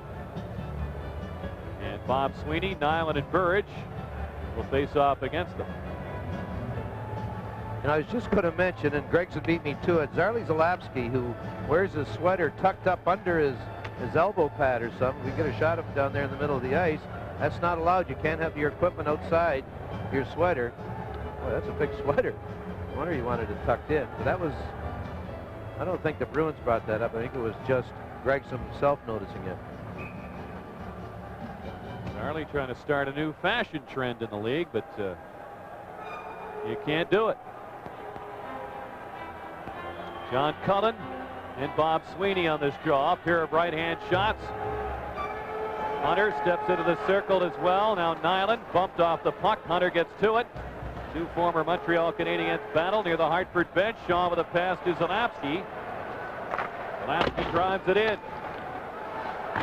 Burridge checked by Verbeek. Whalers keep it in. Zalapski shoots a save by Moog. He trapped it between the leg pads with 1:38 to go in the period. Wow, you don't know what a save this was. As soon as Zalapski got the puck, watch Raymond Bourque to the top of your screen. He's going to make the turn. He is going to cut right in front of Andy Moog, and it goes right through his legs. Moog, he just got position, and anywhere else, this was probably in. Raymond Bourque says, the 1,000,003 I get, or whatever I get, none of it's for blocking shots. A close call for the Bruins. I'll tell you, Mike Milbury slowing things down. He wants to go to the intermission with a goal lead. The way Andy Moog's playing, it'll be tough for the Whalers to score. That was a tough save. Don't think it wasn't. Wow. That was Zalapski's best shot of the period. Dean Evison has Jim McKenzie and Dineen with him. Whalers control. Cote fires, snared by Moog. And it looked like he was going to go with an end around there, but he will take a whistle. Let's check in back at our Sports Channel studios with C.J. Papa. All right, thanks, Rick and Jerry. At the Cap Center, when it rains, it pours, and it's raining. Ranger goals on the Caps. Bernie Nichols, his second goal of the game, the third of the series. It's 5-0 Rangers in the third.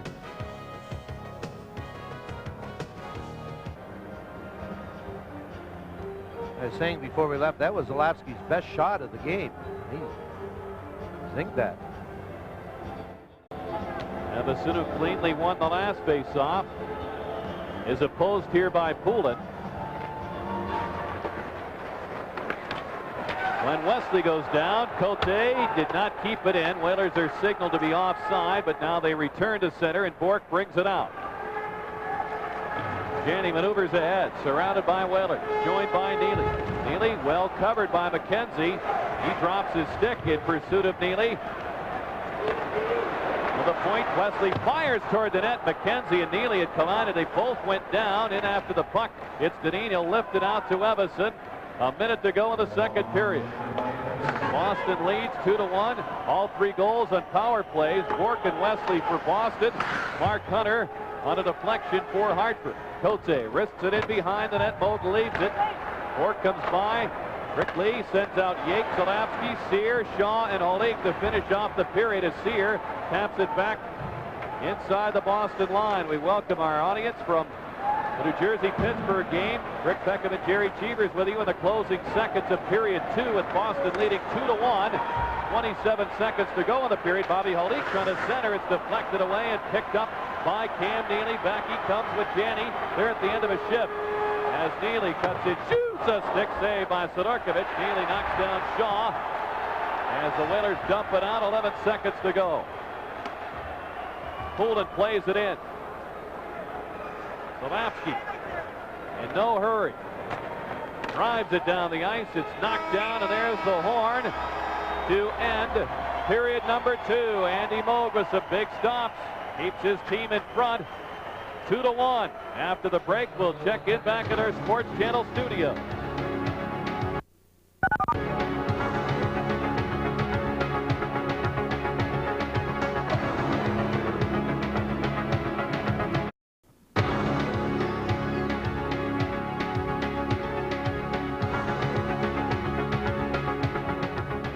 Inside the Hartford Civic Center, the action has been hot and heavy. 2-1. Bruins leading at the second intermission. And the scoring summary shows that Mark Hunter tied the score on a shot that went in off his skate at 6:19.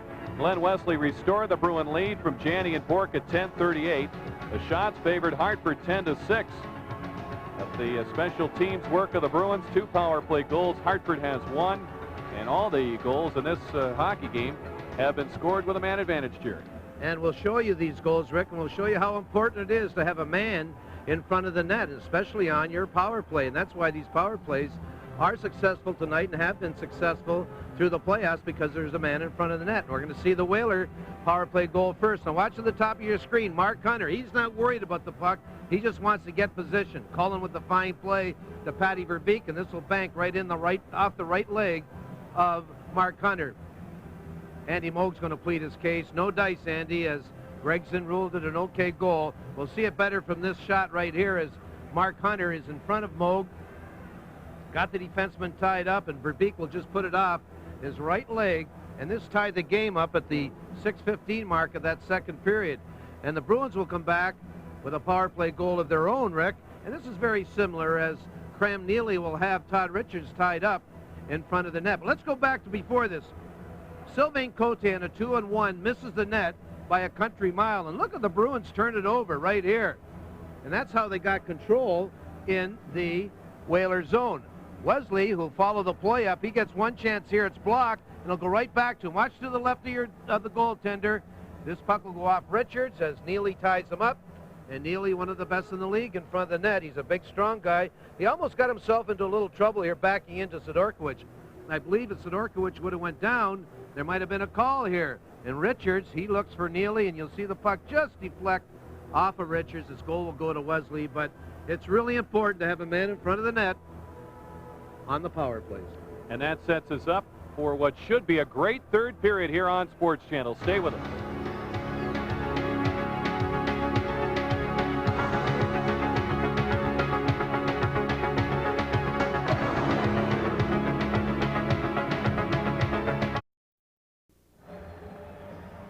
We have a sellout crowd of 15,635 looking on in near sweltering conditions inside the building.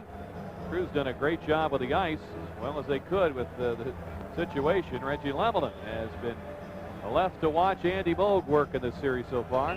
Going back to Game 2, Rick, I have to believe that if the Whalers would have scored the next goal when leading 3-2, regardless if it was the end of the second or somewhere during the third period, that Reggie Lemelin would be in goal right now for the Bruins. There's Kay Whitmore backing up Peter Sidorkiewicz. Very important for the Whalers, trailing by a goal now, to turn the other cheek when an incident is about to happen. They need all the edge you can get. That's when you go into these games. You look for the edge. And if it's showing restraint. Another thing, as we talked about in the first intermission, they don't have to tie this game up immediately. I mean, they cannot sacrifice that defense we were talking about. They played an excellent game of defense. They cannot sacrifice that to get a goal immediately. Time will come when then you go all out and you blitz and do all that stuff.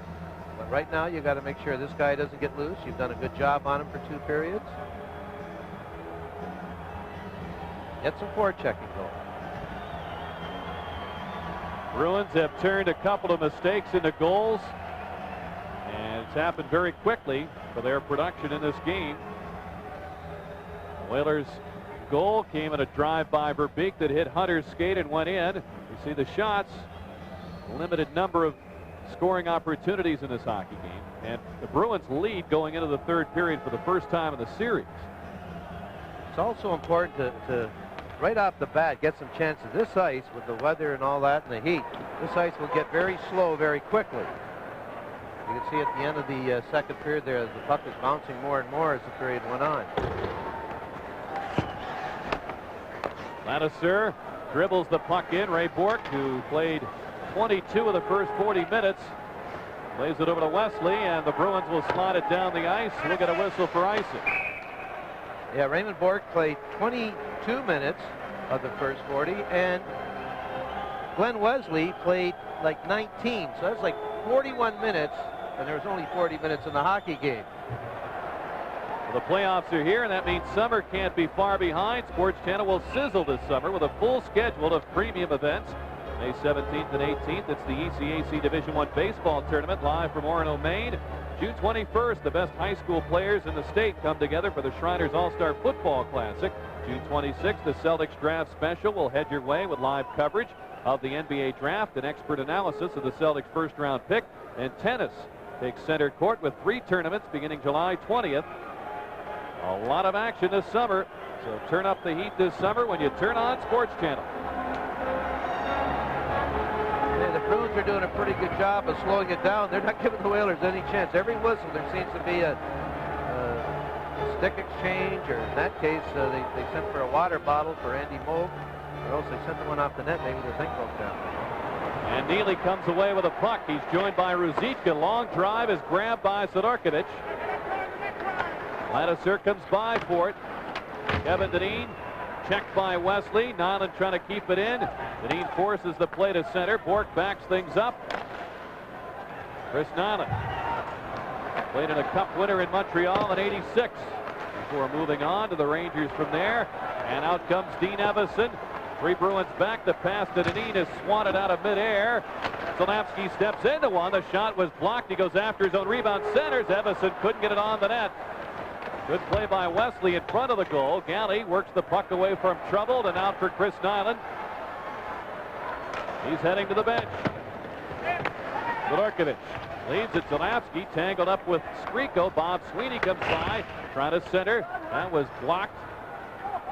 Bradshaw with a pass off Evanson's skate. He gets the stick up with Neely. Zalapsky melted by Jim Weimer, who lost his stick in that exchange. 3-on-2 for Boston. Drop pass. Neely shoots it. It's blocked at the defense by Bradshaw, and Zalapsky recovers it. Shaw checked by Neely. The pass behind Verbeek.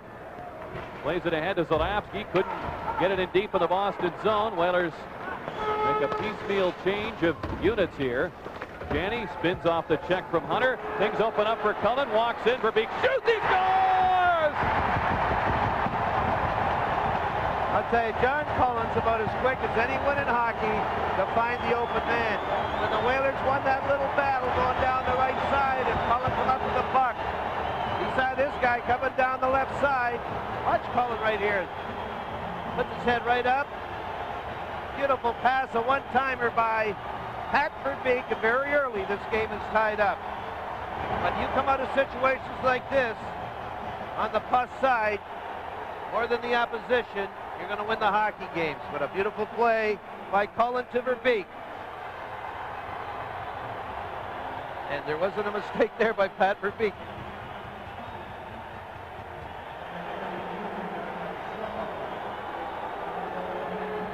Verbeek with his third of the series. Cullen and Shaw assisted. 1:59. You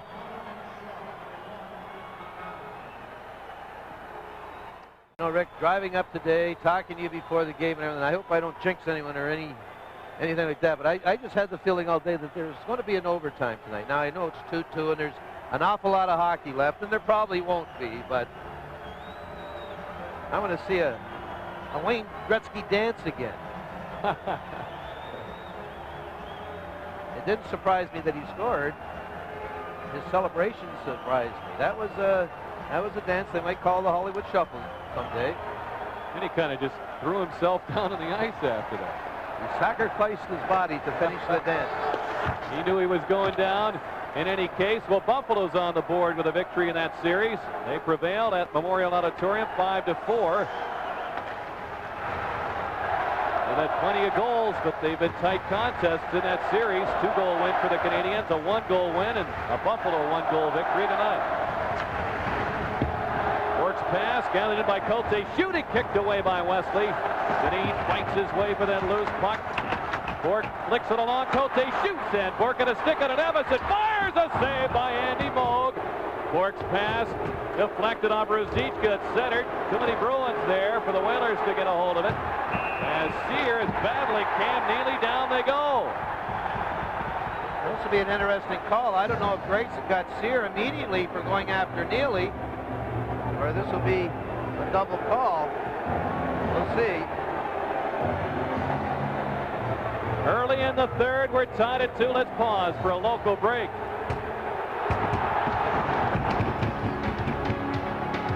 You're watching the Stanley Cup playoffs on Sports Channel. Now, before we let you know about the penalties, watch a terrific save by Andy Moog. Dean Evason. Great poise here by Evason, getting himself into position, and Moog just shuts him off.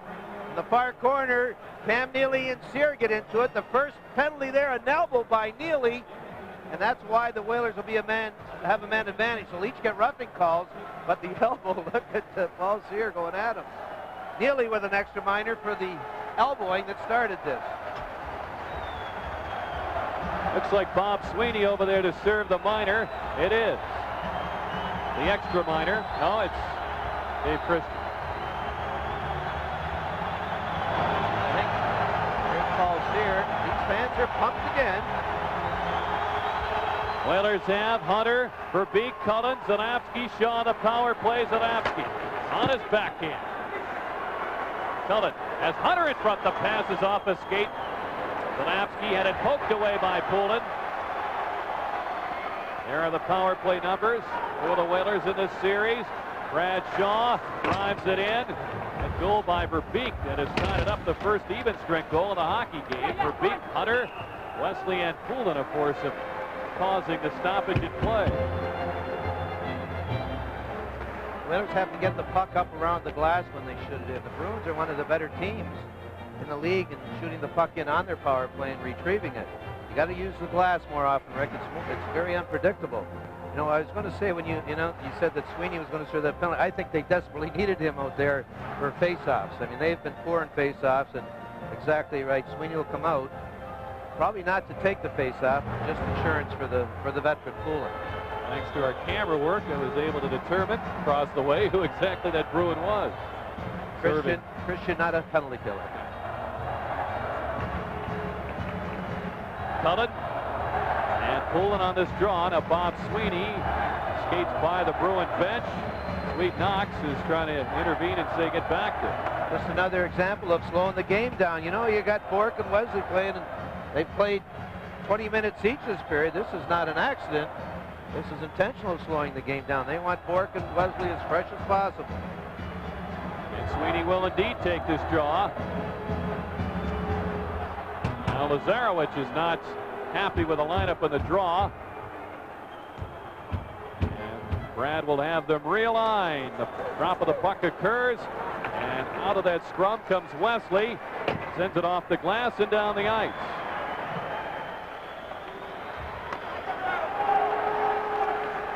Here's Zanapski.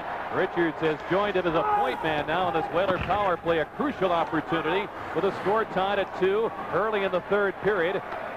Sadorkovic plays it aside for Richards, who had 3 power play assists in the final game of the regular season at Boston Garden, a 7-3 Hartford loss. Cullen will try to reorganize. Passes off Hunter's skate. Poulin steps right in there for it. Sends it on the net. Poulin keeps hustling. Joined by Lazaro and deep. Richards worked it away. Gives the puck to Zanapski. Pass over for Mark Hunter. Worked free by Don Sweeney. Kept in. Zanapski looks for a little room. Has Hunter in front. The shot is tipped. It comes down to Cullen. He has to reach back for it. Mark Hunter melted in there, and a shoulder hit by little Don Sweeney. The Whalers will have to come off the center. 24 seconds to go on Neely's extra minor. Cullen. And it's swatted away by Burridge. Zanapski, though, heads into that zone with speed. Gets the puck back. Cuts it right. Shoots a pass. Saved by Mo. Gets worked away by Bob Sweeney. Zanapski gets to it. Gives it to Dineen. He's hounded by Galley. Kevin Dineen in the backhand. Couldn't stick handle between 2 Bruins, and Burridge cleared. That'll do it for the penalty. Well, the best opportunity was near the end when Zanapski cut to the front of the net. The Whalers seemed quite confused coming out of their end in that power play. Forecast to hustle. Holding. Bears down on him. We've played 5 minutes in the third. We're tied at 2. Verbeek has time to score early in this third period. Burridge swings in, lets the shot go. Steered to the corner by Sadorkovic. Terry Yake scampers after it. He's on the move. 3 Bruins back, 4 Whalers in the rush. Yake leaves it. He shoots it. Saved by Moog. He just kicked out that right leg. And away comes Christian, who was serving that extra penalty, and he'll dump it in. Kolte comes by for it. Ahead for Cunningworth. Quickly with a pass, stolen by Nyland. Nyland looks for room, gives it up. Madison approached by Skrigo. Kote curls it to Bobby Holding. Wesley, a good job to keep it in. The wrist shot is muffled, though. The puck still loose, and Skrigo grabs it. Kintal pushing it toward the net. It's off the crossbar. Over Sadorkovic's shoulder, off the crossbar. A harmless little shot by Kintal. They center, and it's played away by Cunningworth. Kote gets rid of it. It'll be icing. Kintal back. 2-2 are tied in the third. Stay with us. We'll be joining C.J. Papa at the Sports Channel studios in a moment. At the Meadowlands, Joe Mullen in his first game since January 15th. He makes it 3-2 Pittsburgh as he beats Chris Terreri. Elsewhere in the playoffs, the Rangers shut out Washington 6-0. Buffalo beats Montreal 5-4. Let's go back to Hartford.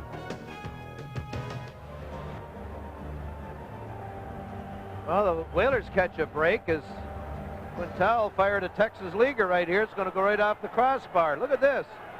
Sadorkovic with no idea. Bingo. That would have dropped in for a single. Maybe he might have got the second. Kenny Hodge right here intercepts the pass. Boy, a very dangerous situation. Oh, one thing the Whalers have to do, they got to get to the official and tell the Bruins to speed it up. I mean, there's only one reason for this ploy of the Bruins. It's to keep Wesley and Bork on the ice as much as possible, give them some much-needed rest.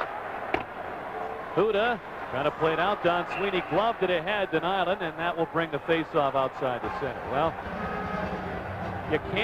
you're not going to call a delay of game penalty on slow changes here, or the fact that Milbury wants to change after he's been told he can't, or anything like that, technicalities, but there's got to be some way to get him to speed up. Yeah. Don't go take away his meal money. But it's very obvious what he's doing. Oh, Big Jim and Chris Nyland at the bottom right of your screen. Those of you who are not aware, they went at it in the regular season finale. A big decision for Jim McKenzie in that one. Huda with a pass off the glass. It's by Don Sweeney. The puck was bunted away by Galley. McKenzie had to wait as Sanderson went down inside the Boston line. Don Sweeney goes to Galley. Across to Bob Sweeney. Leaves it for Skriko. Taken away by Sanderson. Poked away. Here's Galley alone. He shoots. He scores. And the Bruins are back in front 3-2 with 13:11 to go in the third. Sidorkiewicz poked his puck right to Gary Galley. Little panic down in that end. The rookie Sanderson right here will come up with the puck, and he throws to the front. Sidorkiewicz feels there's a Bruin to the right, but he's taken care of. Well, what a shot by Galley off the wrong foot, off the stick of Sidorkiewicz and up top. You'll see right here, I think you'll see that this goes off the shaft of Sidorkiewicz's stick. A lot of time. Yep, up top, 3-2 Bruins, 13:11 left.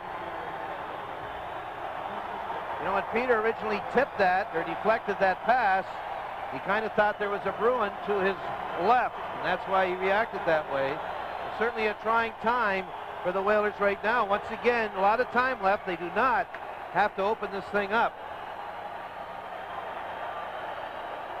Galley unassisted, his first at 6:49. Bruin defense has accounted for all 3 Bruin goals. How about the shots on goal in the first 2 games, Rick? I mean, the Bruins defense had nearly half, or unbelievable percentage of their shots. Yeah, 33 out of 68 in the first 2 games are put on the net by the Boston defense. Huda sends it off the boards in deep. This will be icing, says Swede Knox. Weimer's back. Almost 7 minutes have been played in the third. Weimer's Bruins lead. Let's pause for a regional break.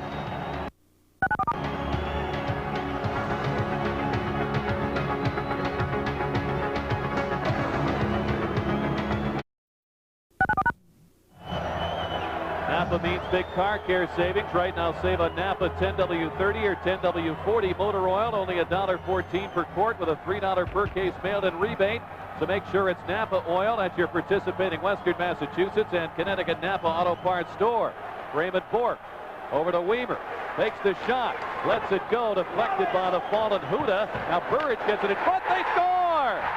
Dave Christian off the quick pass. Sidorkiewicz had lost his helmet. And Boston leads 4-2. Raymond Bork set this up from his right point spot as he drew some Whalers to him and found Weimer. And Weimer just held out there as the defenseman went down. I didn't see Sidorkiewicz lose his helmet, but Christian seems to be under control right here, but a perfect pass. A one-timer by the stick side of Sidorkiewicz, and very quickly the Bruins open up a 2-goal lead. Christian, who killed the Bruins in Game 4 last year, is doing it a little early. He had 4 goals in 21 playoff games last year. 3 came in that opening round, and he scores his first here from Burridge and Weimer at 7:07. And yes, he was a key figure along with Poulin with a couple of goals in that third period comeback, and Bob Beers as Hartford led 5-2 in the third period of Game 4 with a 2-1 series lead, and that really turned things around as Boston came back to win 6-5.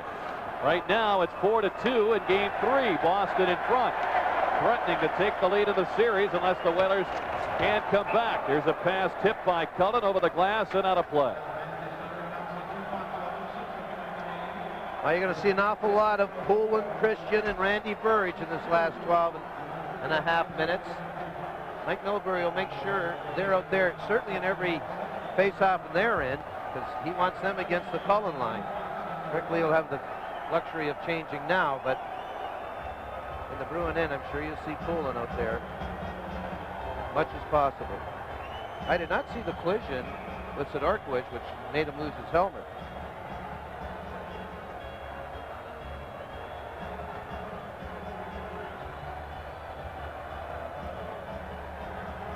It'll be Terry Yake out there between Holik and Cunnyworth.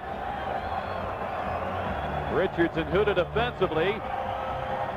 Poulin and Yake in this draw. Whalers control Richards. Ahead for Terry Yake. Holik trying to step away from Len Wesley, could not.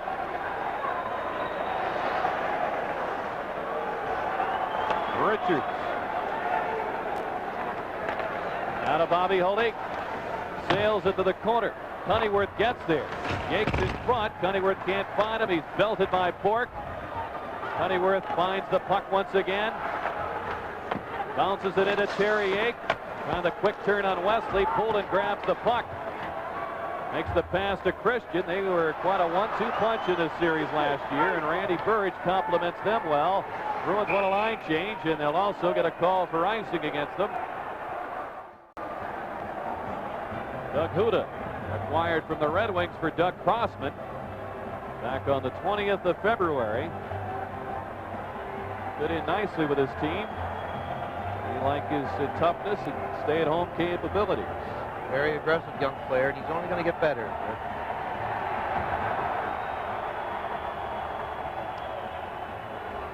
Now, Ken Hodge will be waiting to take the draw here to the left of Andy Mold.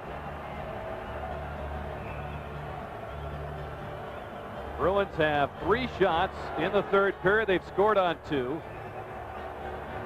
Hartford has 4 shots on Andy Moog, and they scored on 1. A blistering drive by Verbeek to tie the score at 2. Bruins have answered with even-strength goals by Galley and Christian. Scored just 18 seconds apart. Evison leans into this draw against Hodge. Dineen hustles after the puck on the wraparound. He couldn't get the shot it away. Don Sweeney, like last year, saving his best hockey for the playoffs, holding him off. Lazaro sends it in toward the net. It's played by Sidorkiewicz for Randy Ladouceur. Out for Dean Evison. Bounces into the corner. 2 Bruins back. Steer knocks down both of them. Neely and Galley went down like bowling pins. Dineen over for the puck. And the puck is grabbed. Gregson halts play. Don Sweeney takes down Dineen. Let's see what we have here. This will be a whistle, Rick, because the Whalers touched him with a high stick, and the faceoff will be outside. But what a dangerous situation for the Bruins as they went into the corner. Galley and Neely, 2 for the price of 1.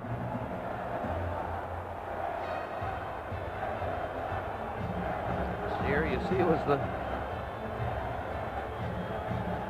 only man standing. Ball, a first-round pick, 9th overall by the Sabres in 1982. Spent 5.5 years in the Buffalo organization, moved on to the Rangers, and then serious knee problems followed. He missed 2 years of hockey. Coming back this year with Hartford. He was just an invitee to training camp, as was number 14 for Boston, Jeff Lazaro. Kevin Dineen steps in. Lets the shot go. Stick save by Moog. He covers it. Evison goes falling over the netminder. Look out. That'll draw a crowd. Galley and Dineen push and shove. Linesmen concern themselves with those 2. Gregson tries to calm everybody else down. 11:01 to go in the third. Boston by 2. Let's pause for a regional break. You're watching the Stanley Cup playoffs on Sports Channel.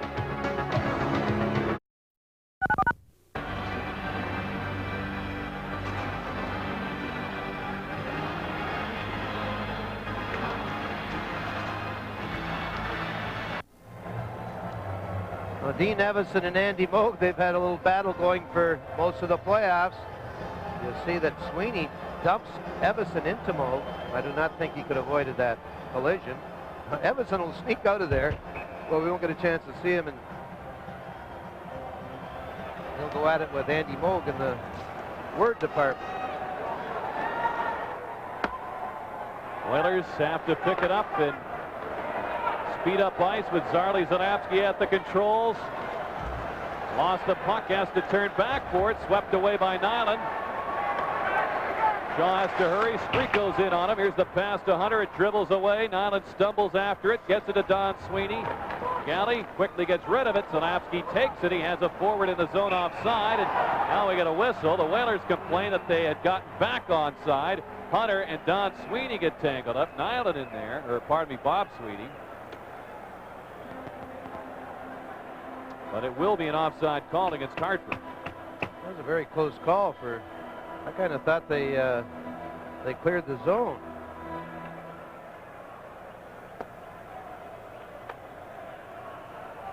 Mark Hunter acquired from Calgary on the trading deadline March the 5th. Kerry Wilson went back to the Flames. Kerry Wilson is one of those players. He goes back to a team he's played for. That would be the second time, right? Yep. He was with Hartford twice, and now back with Calgary. Originally came from Calgary to Hartford. Dana Merzin was involved in that trade. Dana's moved along to the Canucks, trying to lend a little winning experience to their program, having played for the Stanley Cup champion Flames. Shaw drives it in. Cork over Fort. Crunched in there by Verbeek. Wesley met by Shaw. Hunter follows up. Bob Sweeney has the puck. Cork gives it to Chris Nyland. Nyland trying to carry it in, does. Backhands toward the net, knocked down by Zanapski. Cullen looking to get things underway. Stripped of the puck by Nyland. Bob Sweeney hooked off the puck. Bruin fans wanted to call on Hunter for that. Bob Sweeney has it again, trying to take on Shaw. Sweeney on the backhand. He scores!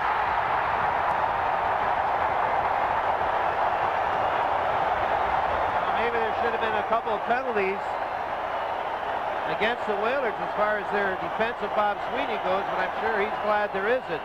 There's a guy that's always played well in this building. As an individual, he's got tremendous talent. And this was just a super individual effort right here. You see Nyland with a good job at the blue line, allowing Sweeney to maneuver in towards the net.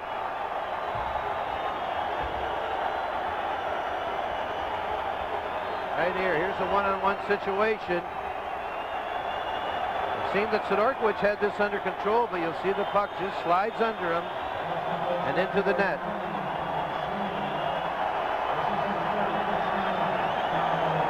At times, I guess the Bruins management coaching staff get very mad at Bob Sweeney because he doesn't play that intensity like we just saw, but he's a dangerous player. I believe he had 5 goals against Hartford this year out of his 15 in the regular season. That was his first goal of this playoff from Nyland at 10:05 to make it 5-2. Bob Sweeney was held without a goal in 20 playoff appearances last year.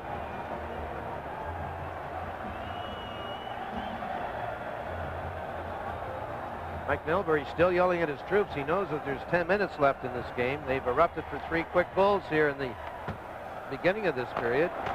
Huda slaps it in. Cork back.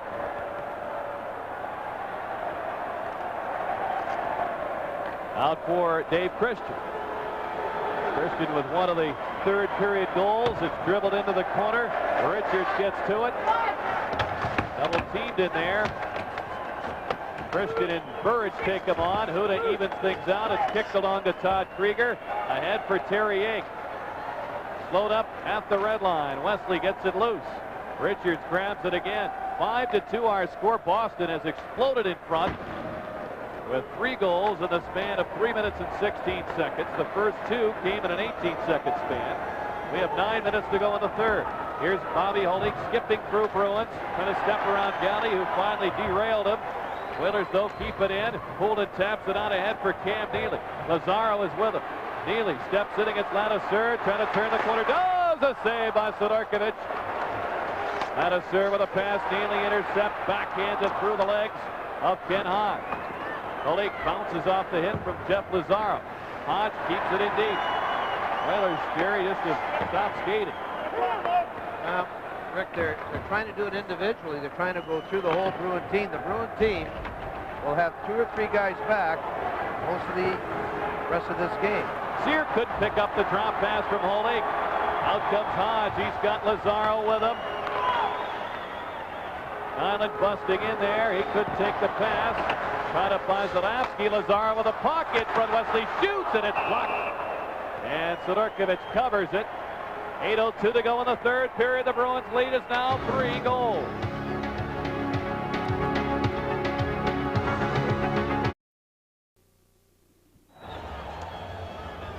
I guess it was you were wrong when you thought there'd be an overtime, Rick.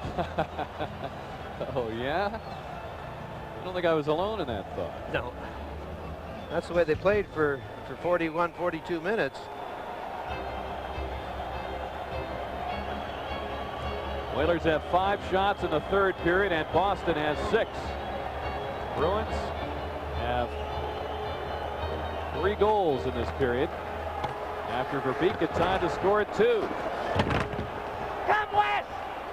Nyland and McKenzie start to wrangle. Now McKenzie's going to get a call. He's frustrated. He wants Nyland to go, and they won't. Now McKenzie throws a left at the back of Nyland's head, and that certainly will dig a deeper hole from which the Whalers will have to extricate themselves from if they can. I'm sure that Jim McKenzie's going to get 4 minutes, at least 4 minutes. He'll get hooked up with Nyland. Well, this is the end of it. Yeah, he's going to get 2 minutes for slashing and 2 minutes for roughing. Certainly not what the Whalers need right now, trailing by 3 goals. I got to believe that the Bruins are going to take a timeout now. Now McKenzie cools off, and the Bruins have a little powwow. The Whalers as well. Let's take a break with Boston up by 3.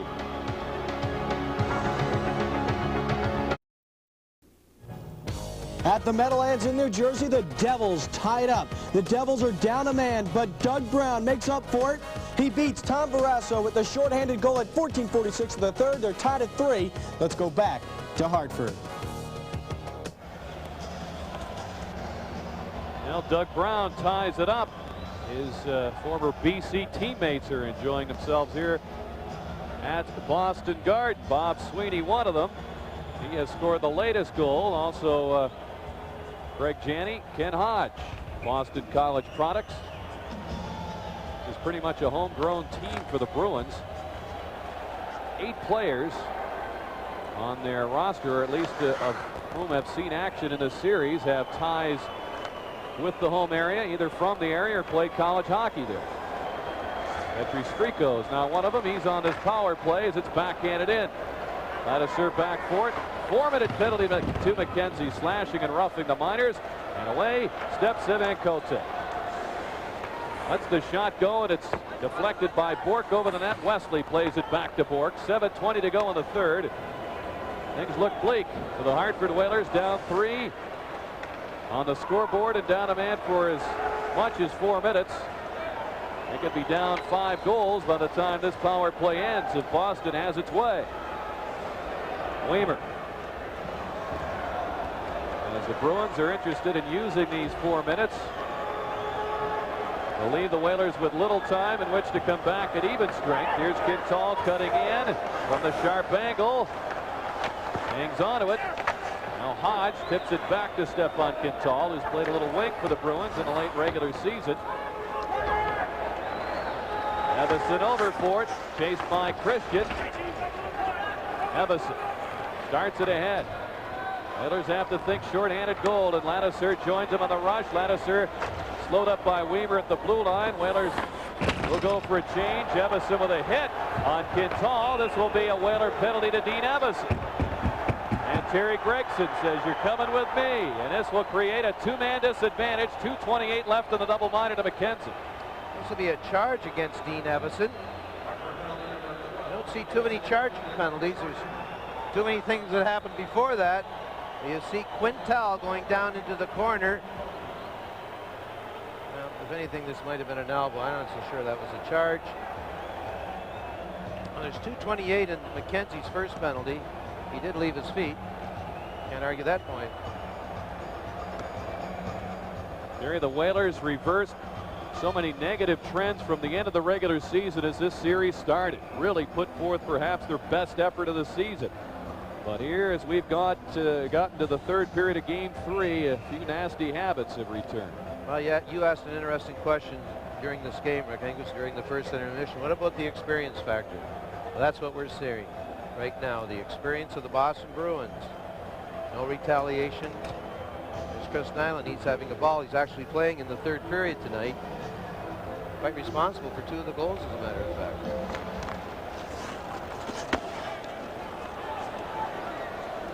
Five-on-3 skater advantage for a full 2 minutes unless we get anything else.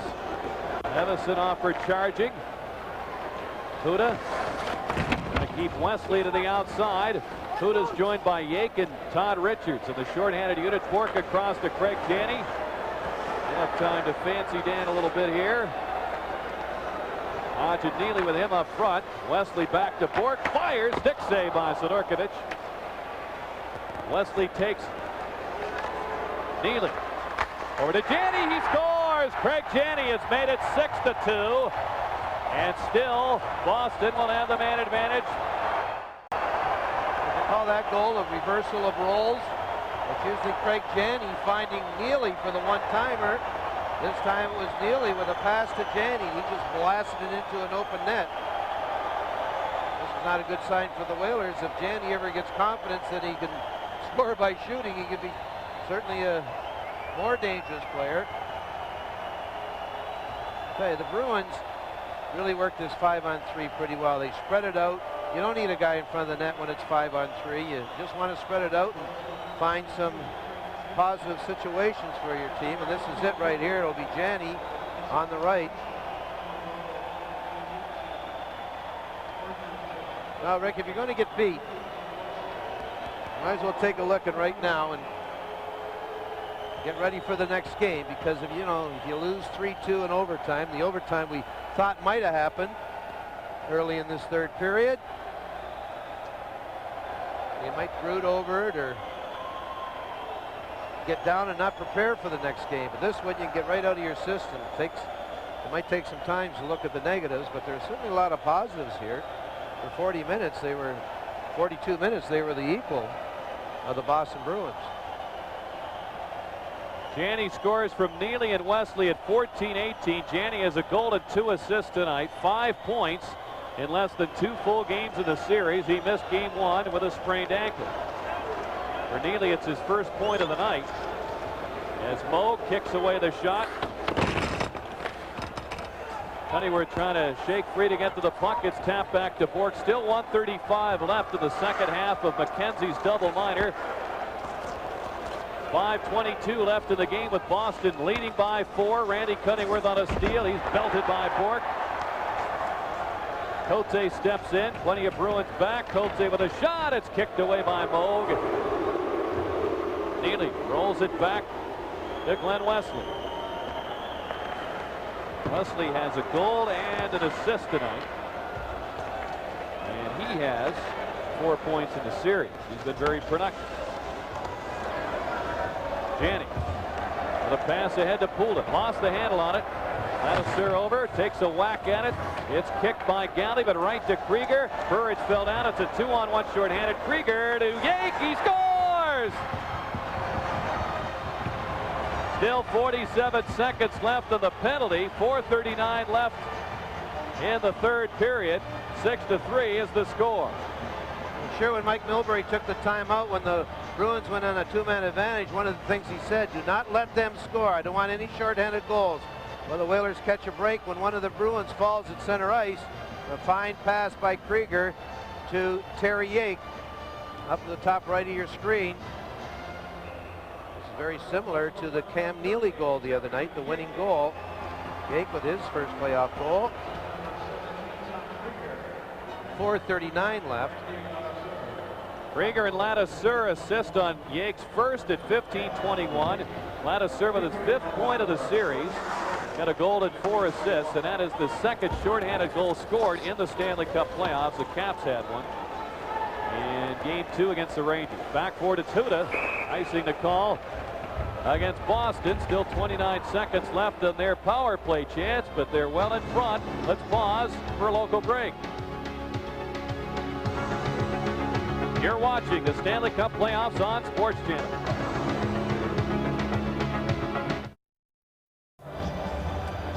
Now 4:21 left. The Whalers, they got to just keep going for it, Rick. Any chance they get, they got to hustle down. They got 29 seconds left with a penalty, but in their kill here. But they got to stay in and 5 men up, 4 men up, whatever you can do to get some chances. Verbeek and Cullen go to work. The Bruins bring it out. It's Bob Sweeney. He's got Nyland with him. Also Skriko. Bob Sweeney drops it. Skriko trying to get set up for the shot. 2 Whalers wouldn't let him, but the puck is left. Bob Sweeney back to Wesley. Over to Bork. Now as McKenzie returns, the Whalers back to full strength, down 3 goals with 3:47 to go. And Terry Gregson has another call for us. Well, this will be a slashing call. Petri Skriko, he took one in the forearm. This will go against Pat Verbeek. Right here, no intent of getting the puck, just a two-hander across the right arm. He's going to get a 5-minute job here. I think after he slashed Skriko, the stick bounced off of Skriko's arm and up into his face. This will be a 5-minute job. Well,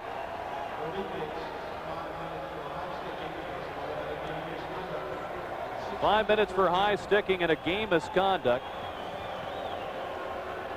He gets another one here in the playoffs. He's suspended for a game. Another game misconduct, that is.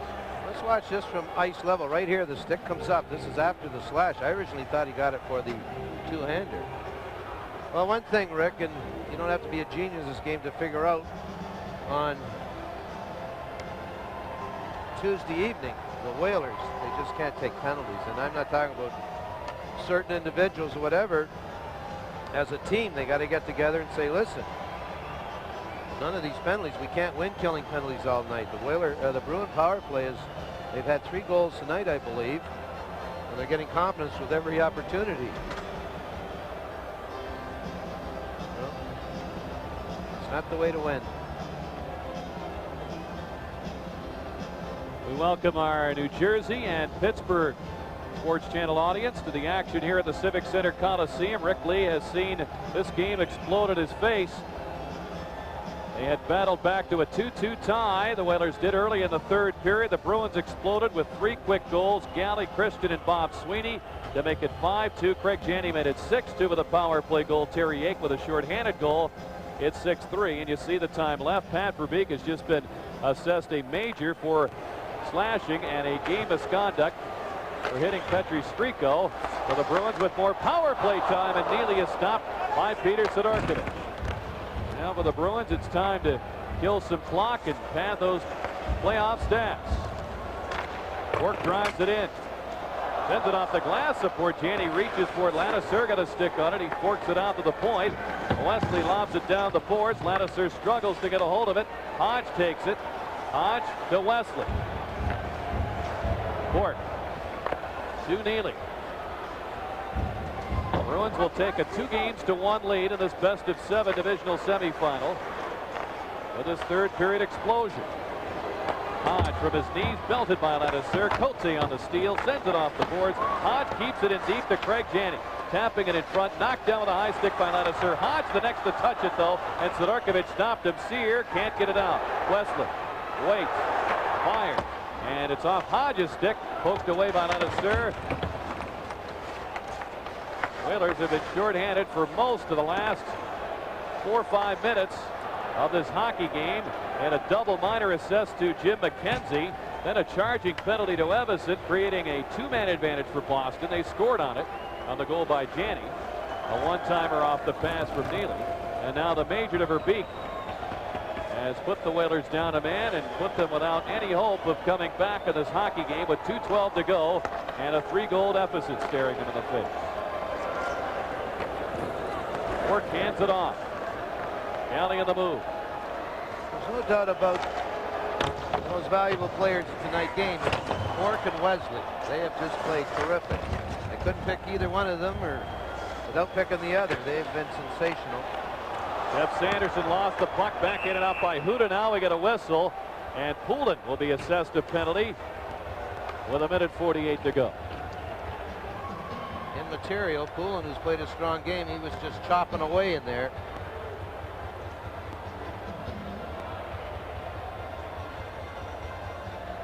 You know, this game, people look at it as a rout in favor of the Boston Bruins. Obviously, in the last, I guess, 13 minutes, you can say that, but the game was so close for 45 to 47 minutes. It's hard to believe this is a 6-3 game. Yeah, the mix-up in the Whalers zone is Sanderson was tied up, poking the puck back to Sidorkovich, who tapped it away, but right to Galley. The Bruins had 2-0, and Galley scored. That opened the floodgates. There's plenty of time left in the hockey game. At that time, one might think that if that didn't happen, it might be 2-2. Galley scored at 6:49, and 18 seconds later, Christian opened it up to 4-2, and Bob Sweeney made it 3 goals in the span of 3 minutes and 16 seconds, 5-2. Yanni and Jacob scored since then. Each team down a man. Lazaro knees a pass toward the net. Shaw checked by Bob Sweeney. Lazaro digs for it. Holik trying to grab it. Jeff Lazaro does. Lazaro hangs on to it, now trying to stuff it in front, knocked down by Sidorkovich. He'll freeze it for the whistle with 1:25 left in Game 3. Another area in which the Whalers have to get better at, Rick, is coming out of their end. They're trying to go up the middle too often. They're having their passes picked up off time after time. When you get into this type of hockey, your wingers should come back a little bit and use the boards. Use the boards to your advantage. We saw how effective that was throughout the early part of this game when guys like Kevin Dineen were just bulldogs along the boards. But the Bruins are a very strong team along the boards also. Whalers had a more disciplined style in Boston Garden. The Bruins home the first 2 games. Crowd is roaring, as with plenty of Bruin fans on hand for this. You knew sooner or later a scuffle or two would break out, and one certainly has in the upper reaches of the Civic Center Coliseum. Shaw's back with 1:10 to go in the game. 6-3 Boston. Whalers won the opener 5-2. The Bruins won Game 2 in a come-from-behind effort 4-3. Whalers led with 8.5 minutes to go in that game, and Cam Neely took over. He and Janney combined to give the Bruins the win. A 2-2 game here in the third period has become a 6-3 rout very quickly. Bobby Holik ran over Stefan Quintal, who was thinking of one thing. Now as Quintal and Holik are going to go at it. Knox has to let him go. Quintal throws one right after another. No sense getting a game misconduct in this situation. Holik strong enough to hang in there with Quintal, but Quintal not connecting with any punches after a couple early. Bobby Holik, this is just not his bailiwick. Just over from Czechoslovakia this year. Now, Bobby Holik's going to fool someone next year. He's going to take some lessons this summer and be a Tiger when he comes back.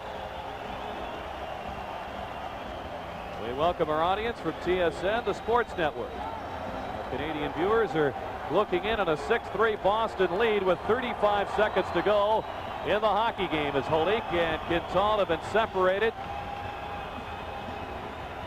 Mike Milbury is upset about something over at the bench. He's yelling at Gregson, who's across the way. He wants a 5-minute major called on John Cullen. It'll only be a 2-minute slashing call.